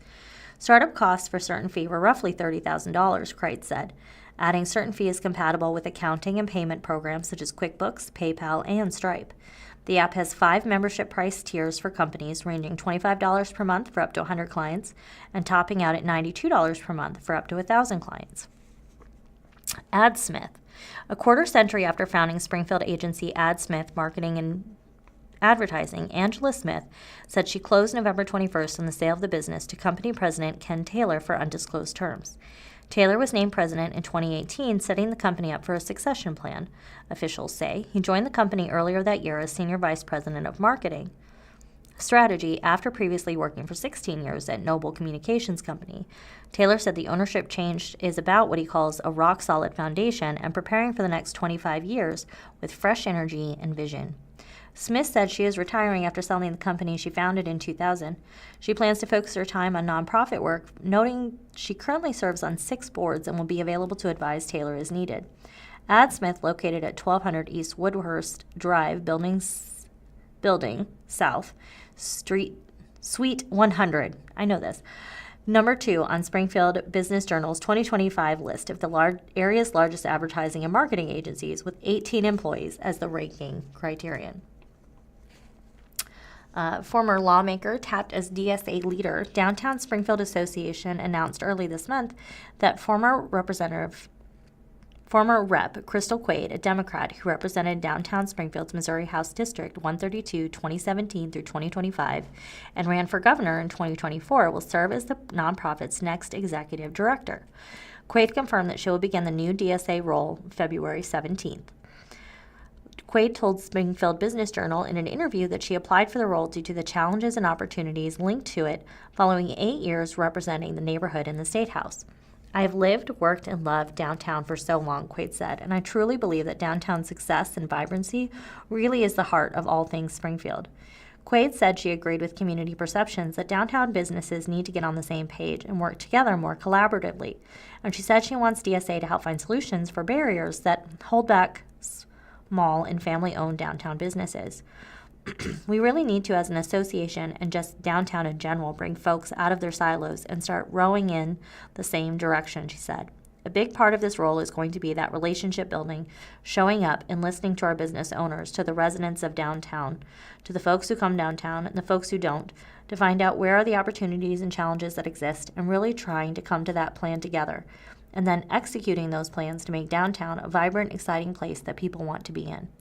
Quaid is set to take on a role that had been open since June 30th, 2025, after Rusty Worley, former executive director, announced he would step down after almost 20 years of leadership, according to past Springfield Business Journal reporting. The DSA board, President Brian Matson, pastor of the downtown church, said about 40 candidates applied. Asked about whether she intends to use the DSA executive director role to advocate for a proposed downtown convention and event center, Quaid said, "It might be too early to answer that, exactly what I'm going to be advocating for in terms of public policy or votes that may happen, as she has not yet started the job. My role will be to represent the different entities that exist downtown," Quaid said. "We've got the Downtown Businesses Association, of course. We've got the Community Improvement District, the Downtown Business Champions, all of those folks. And then, of course, the residents of downtown will have a say in what the activation looks like and what activism may be. And so I don't want to say yes or no until I dive into that role, honestly, and find out what is expected of me." Asked to evaluate downtown today and describe what she wants to see a year from now, Quaid acknowledged many businesses are struggling. "I would say that is not just localized to downtown. I think that brick and mortars are having a difficult time right now in our country in general," Quaid added. "What I would like to see over the next year is, of course, we want to see businesses thriving and opening up downtown and really honing in on the types of businesses that we're missing and trying to recruit them in there in partnership with the city. But really, the overarching goal for me is I want downtown to be a safe, exciting place for everyone." Quaid said downtown already hosts fantastic events, but she wants the neighborhood to thrive in addition to event traffic. "I wanted 2 o'clock on Tuesday for there to be folks walking up and down the street frequenting our businesses and spending their money there," she said. Asked about projects like the city's plan for Jordan Creek renewal and upcoming events including Route 66 100-year celebrations and the 250th anniversary of the United States, Quaid said the activities are huge for downtown and that it's key to make their success sustainable. It's not just about these one-time investments, she said. We have to take those investments and turn them into long-term success. And so that's going to be a big part of my role, is leaning into deep understanding of what opportunities these things bring us.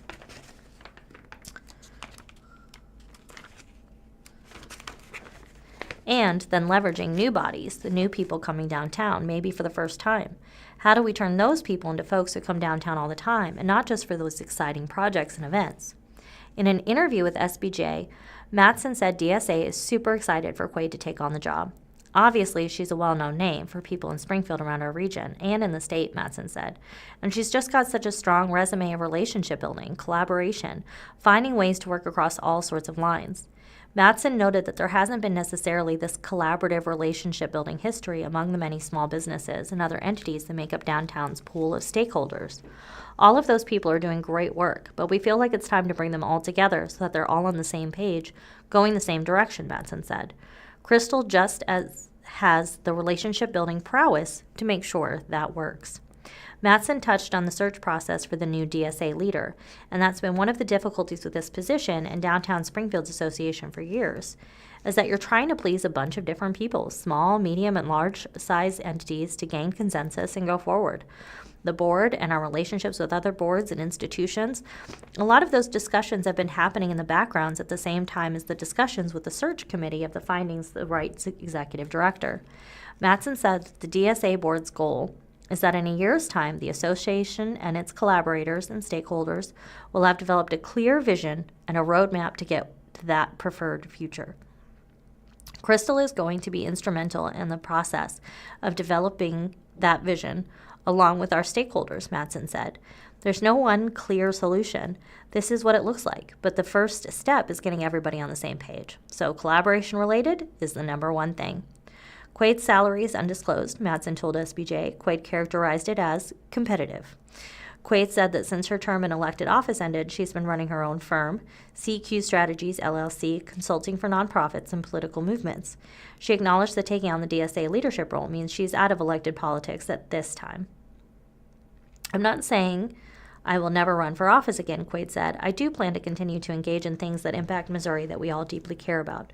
But I'm really excited for this next chapter, not to be running for office and to be investing my time and energy in the city that I love. Pictured is Brian Mattson, who says Quaid will be instrumental in the developing vision for downtown Springfield.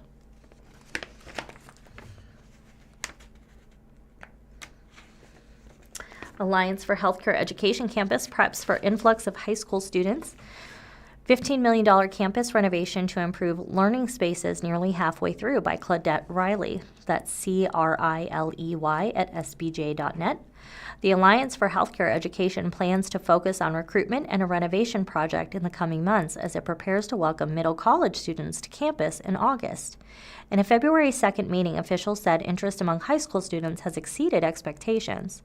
Tina Pham Morgan, Director of Operations, said it is too early to predict the final fall enrollment. The goal was to admit 100 high school students from the Springfield area, but there's room for more. We are absolutely aiming for strong enrollment this fall, and we're ready for it. We will have capacity for up to 250 high school students, and we've designed the model so we can grow beyond that as interest climbs, she said. The big goal is simple. If a student is ready to step into a healthcare pathway, we want to be ready for them too, and we don't want space to be the reason anyone gets told not yet. The first-of-its-kind alliance launched in 2023 is a partnership between Cox Health, Missouri State University, Ozarks Technical Community College, and Springfield Public Schools to train healthcare workers and address critical workforce shortages in southwest Missouri.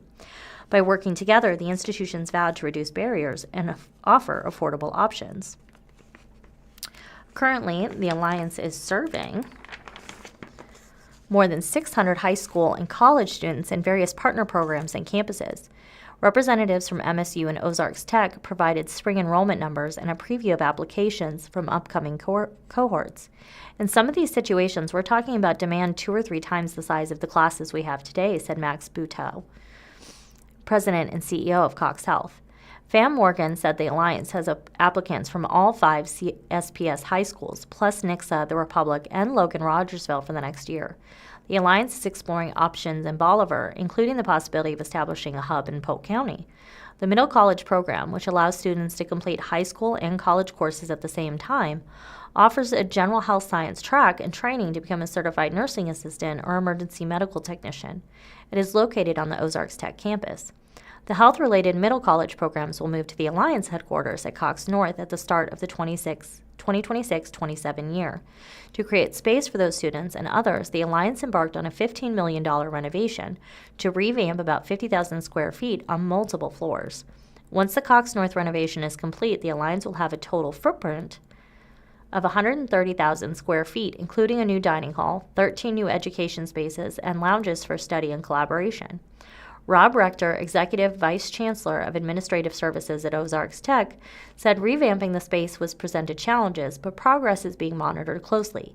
He said the goal is to finish work by July 31st. We do know at the very least we have the classrooms ready to go, he said. Some of the other parts of the project may end up waiting a little bit. In a follow-up interview, Rector said, delays are not uncommon when moving walls and reconfiguring an older building. When you start your demo and you pull things out, the reality is sometimes different than the prior plans you had, so you make adjustments, he said. The Alliance includes education affiliate Evangel University and workforce affiliates Burrell Behavioral Health and Citizens Memorial Hospital. Officials said the preliminary expenses for fiscal year 2027 are $1.98 million, but the operating budget is still a work in progress. That is a slight increase over spending in the current fiscal year. Shalina Goodnight, Executive Director, said the Alliance hopes to fill a gap created by the closure of the Greater Ozarks Center for Advanced Professional Studies, or GO-CAPS, program.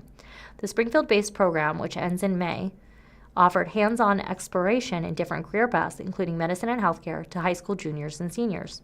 Goodnight said the Alliance will explore a half-day option like GO-CAPS that allows students to remain at their high school part-time to take other classes and participate in extracurricular activities. We definitely know there is interest in that, she said. We hear from high school students quite a bit that they would love to be part of it, but they really still want to be in band or whatever. They want to have a connection with their high school. FedEx to close Northside Shopping Center by Jeff Pickle, gpickle@sbj.net. Memphis, Tennessee-based FedEx Corp, NYSE FedEx on the stocks, is shuttering a shipping center in northeast of Springfield. The FedEx facility at 2221 East Olive Court, located at the intersection of Chestnut Expressway and Barnes Avenue, is slated to close at the end of March, according to a statement provided by spokesperson David Westrick. The statement cited a previously announced network transformation strategy.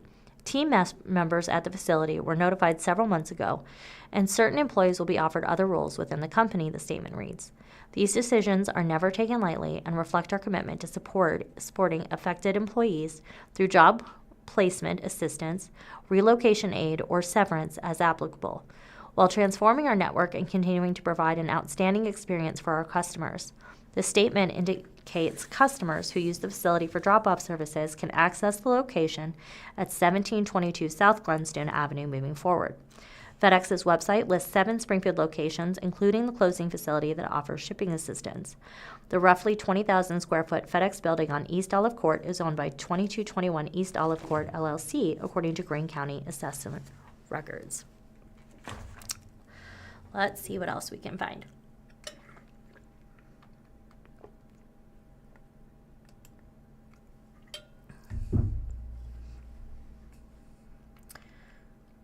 Emily Hinkle was named Youth of the Year by the Boys and Girls Club of Springfield. Jake Cartwright, president of the Boys and Girls Club Partners in Education, presented the awards February 11th. And pictured is Emily Hinkle. She's wearing a printed top with a black bottom and holding an award that says Boys and Girls Clubs of Springfield Youth of the Year 2026.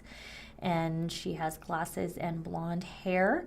And then pictured next to him is Jake Cartwright, who is wearing khaki pants with a blue button down and a blue suit coat with a beard. Let's see, Parkview High School senior, named by Claudette Riley, reporter. Emily Hinkle was named 2026 Youth of the Year by the Boys and Girls Clubs of Springfield, Inc., winning a $20,000 scholarship. Hinkle, a senior at Parkview High School, won the honor at the February 11th Youth of the Year Gala. According to the club, she is passionate about music and the arts. In the club's Keystone program, she has served as a leader, led fundraisers, and participated in community service projects. She was described by club staff as joyful and dependable. Helping others reminds me of what my parents taught me. Always be there for people, especially when times are hard, wrote Hinkle in an essay submitted as part of the award process. The club helped me find my voice and believed in myself. It's my second home. Hinkle, a drum major at Parkview, plans to attend the University of Missouri or the University of Alabama. Youth of the Year is the highest honor bestowed by the club. Hinkle will compete at the state level in April for a chance to win an additional $2,000 scholarship and participate at the regional and national events. The local event was sponsored by Springfield-based Oakstar Bankshares, Inc., the holding company of Oakstar Bank.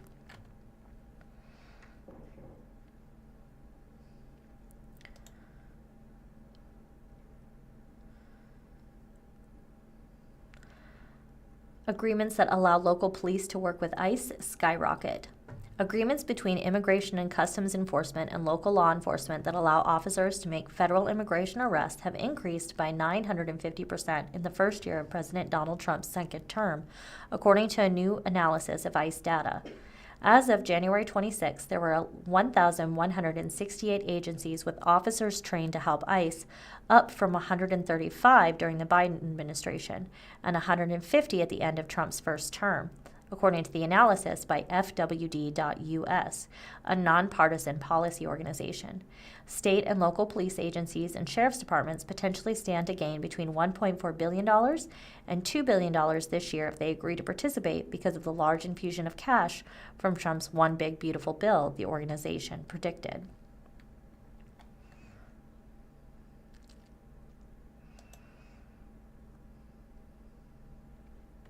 Monday morning business leads did not lead me to articles.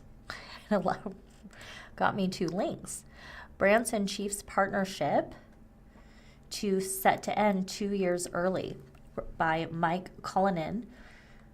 A multi-year, multi-million-dollar partnership inked in the summer of 2023 between Branson and the Kansas City Chiefs is coming to an early conclusion. Through the $6.6 million deal signed by officials with the city of Branson, Branson/Lakes Area Tourism Community Enhancement District, and the Chiefs, Branson became the official vacation destination of the four-time Super Bowl champions. However, according to a news release from the Branson/Lakes Area Chamber of Commerce and Convention and Visitors Bureau, the agreement is set to conclude May 15th. Both the city and TCED mutually agreed the partnership had served its purpose, with other opportunities to invest in and take advantage for the best marketing results of the destination, said Heather Herman, the Chamber's Chief Marketing and Communications Officer, via email on February 16th. For example, we have a healthy partnership with Great American Family that has brought us to our first movie filmed in Branson and with Silver Dollar City. Opportunities like this have brought us nationwide attention, exposure through a different platform, and will result in years of destination awareness through syndication. Great American Family is the flagship network of Arlington, Texas-based Great American Media. The company was at Silver Dollar City in January filming An Ozark Mountain Christmas, a movie set to premiere later this year, according to GreatAmericanFamily.com. Herman said the agreement will end with no penalties or additional funds required. Total local investment will be around $3.8 million. Through the deal with the Chiefs, both the city and the tourism district have been investing roughly $1.3 million annually, according to past Springfield Business Journal reporting. The tourism district collects tax revenue used to market Branson and the Lakes area. As the destination marketing agency for Branson, the local chamber has been tasked with executing the details of the agreement. The organization was able to showcase the destination at numerous tailgating events, providing thousands of vacation guides, promotional materials, answers to travel planning questions, and highlighting the area's live music shows, attractions, and links according to the release. Herman said chamber representatives were present at 8 tailgate sessions to promote the partnership during the 2025 and 2026 Chiefs home schedule at Arrowhead Stadium. The deal also allows Branson access to experiential and digital activation assets of the Chiefs, such as team's logo and kickoff rallies, which can be used in marketing efforts, including television and digital media, according to past reporting. In the release, officials noted that the digital media assets helped generate over 320,000 visits per year to explorebranson.com, the city's official tourism website. Being partnered with the most popular team in the NFL brought us the opportunity to showcase Branson Lake's area to the millions of followers paying attention to the Chiefs, she said. The tailgate events, letters, and social media exposure brought us new audiences and a chance to tell the Branson story, and hopefully our invitation results in more visitors from those with piqued interest. Luke Shano, Vice President of Corporate Communications with the Chiefs, said the organization had no comment for this story. Through the deal, the Chamber created in-stadium billboard placement at each home game for 3 seasons, reaching an average of over 70,000 people on site each game according to the release. Branson also served as the Hometown Heroes sponsor during games, recognizing more than 30 based active-duty military, veteran, or essential workers for their service. According to past reporting, a portion of tax revenues designated for marketing has provided the local funds for the deal. The tourism district assesses a 1% sales tax in Stone and Taney counties. The city's tourism tax applies a 4% rate for admissions and lodging and a 0.5% rate on food and beverage sales. It was a record-breaking year for Branson tourism tax revenue in 2025, as the total exceeded $19.6 million, a 10.1% increase over 2024, according to city data. Herman said destination marketing, such as what the Chamber does, requires constant evaluation of data and trends in the industry. Allowing the Chiefs' agreement to sunset is one example of the Chamber keeping its finger on the pulse of the industry and being prepared to pivot. We're excited for even more targeted marketing, allowing us to view the trends of the visitation, bringing in signature and unique opportunities for the destination, and continuing to deliver high-impact marketing for Explore Branson that will certainly keep our local economy thriving, she said. Herman said the decision by the Chiefs to move across the state line to Kansas in a few years had no impact on the partnership ending early. The Chiefs announced in December plans to move to the Sunflower State with a new $3 billion dome stadium to be built in time for the 2031 season, according to media reports. The organization's lease on its Kansas City Stadium, which has been the team's home since 1972, will expire after the 2030 season. The Chamber, City, and TCED will maintain contact with the Chiefs beyond the agreement's conclusions, Herman said, as officials seek marketing opportunities to showcase the Branson and Lake areas to the team's fans. We are keeping the line of communication open with the Chiefs' marketing leadership team, she said. There may be opportunities in the future to showcase the destination alongside their efforts at tailgates, meet and greets, events.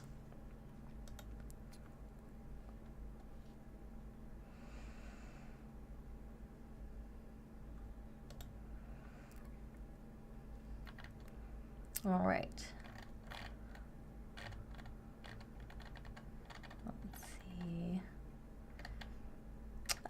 Events coming up. February 18th, this Simon and Garfunkel story at Juanita K. Hammons Hall for the Performing Arts. Head to Juanita K. Hammons Hall for the Performing Arts to see the story of music legends Art Garfunkel and Paul Simon from the earliest days of their partnership through their breakup in the 70s and beyond. You'll hear lots of the artist hits like Cecilia and Bridge Over Troubled Waters performed by the show's cast.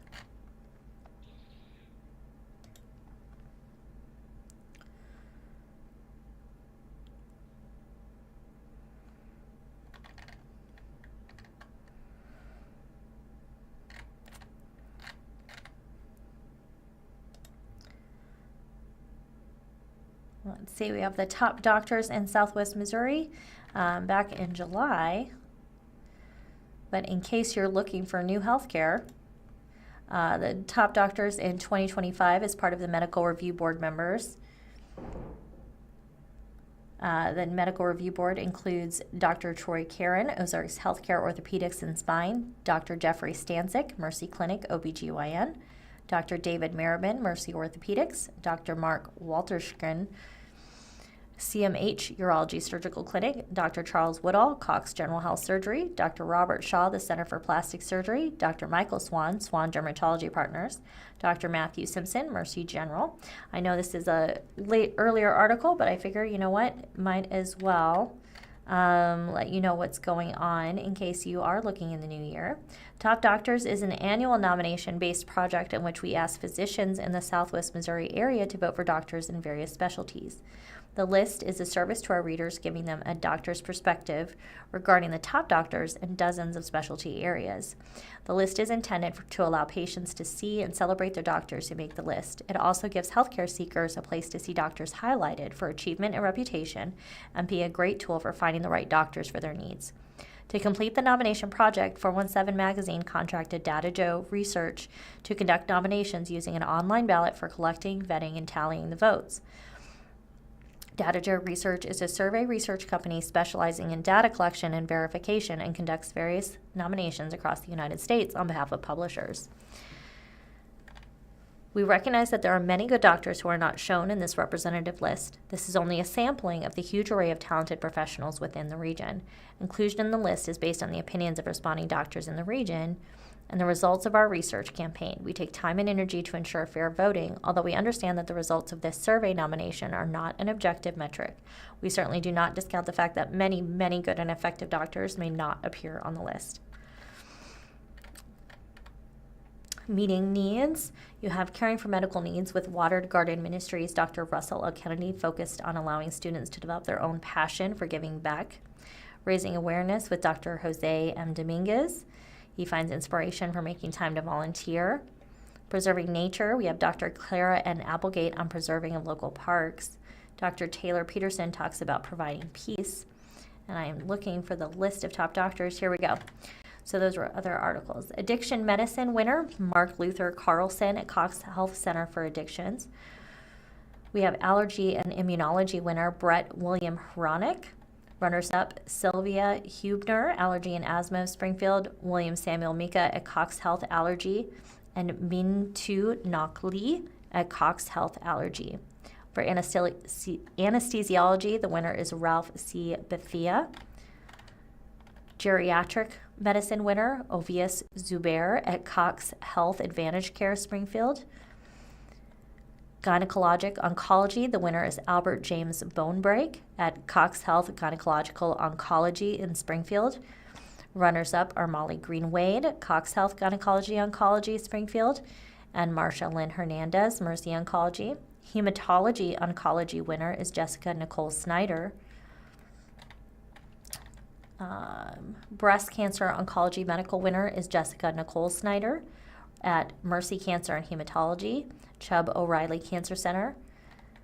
We also have Hospice and Palliative Medicine winner Albert Roll Leonardo Jr., Pediatric Cardiology winner Alan Dare Tong, Pediatric Allergy Immunology winner Brett William Hronick at Cox Health Allergy in Springfield. Pathology winner is Cassie Lee Booth at Mercy Pathology. Pain Management winner is Sadie Oaks Geed at Mercy Pain Management. And the runners-up is also at Mercy Pain Management with Jeremy Phillip Broadnax and Chukwudi Obiori Chiagana. The time is 12 p.m. And I just want to make sure you know everybody at Otology Ear, Nose, and Throat winners. Jacob Edward Smith, Cox Health Ear, Nose, and Throat. And Mark J. Von S. at Mercy Ear, Nose, and Throat. So if you were looking for health care, those are the best in our area to see if they are taking new patients. Let's see. And thank you for listening to the Blind Community Thrift Store radio reading service. Tune in every week, Monday through Friday, on the Blind Community Thrift Store's YouTube channel at 10 a.m. for more up-to-date news from the Springfield News-Leader, Springfield Daily Citizen, Springfield Business Journal, and 417 Magazine. Listen after we are live on the Audio Reader Network at www.reader.ku.edu. All broadcasts are played over KSMU's subcarrier airwaves at 67 kilohertz on 91.1 from 3 p.m. to 5 p.m. Monday through Friday. Contact Audio Reader Network for information on receiving a pre-programmed radio.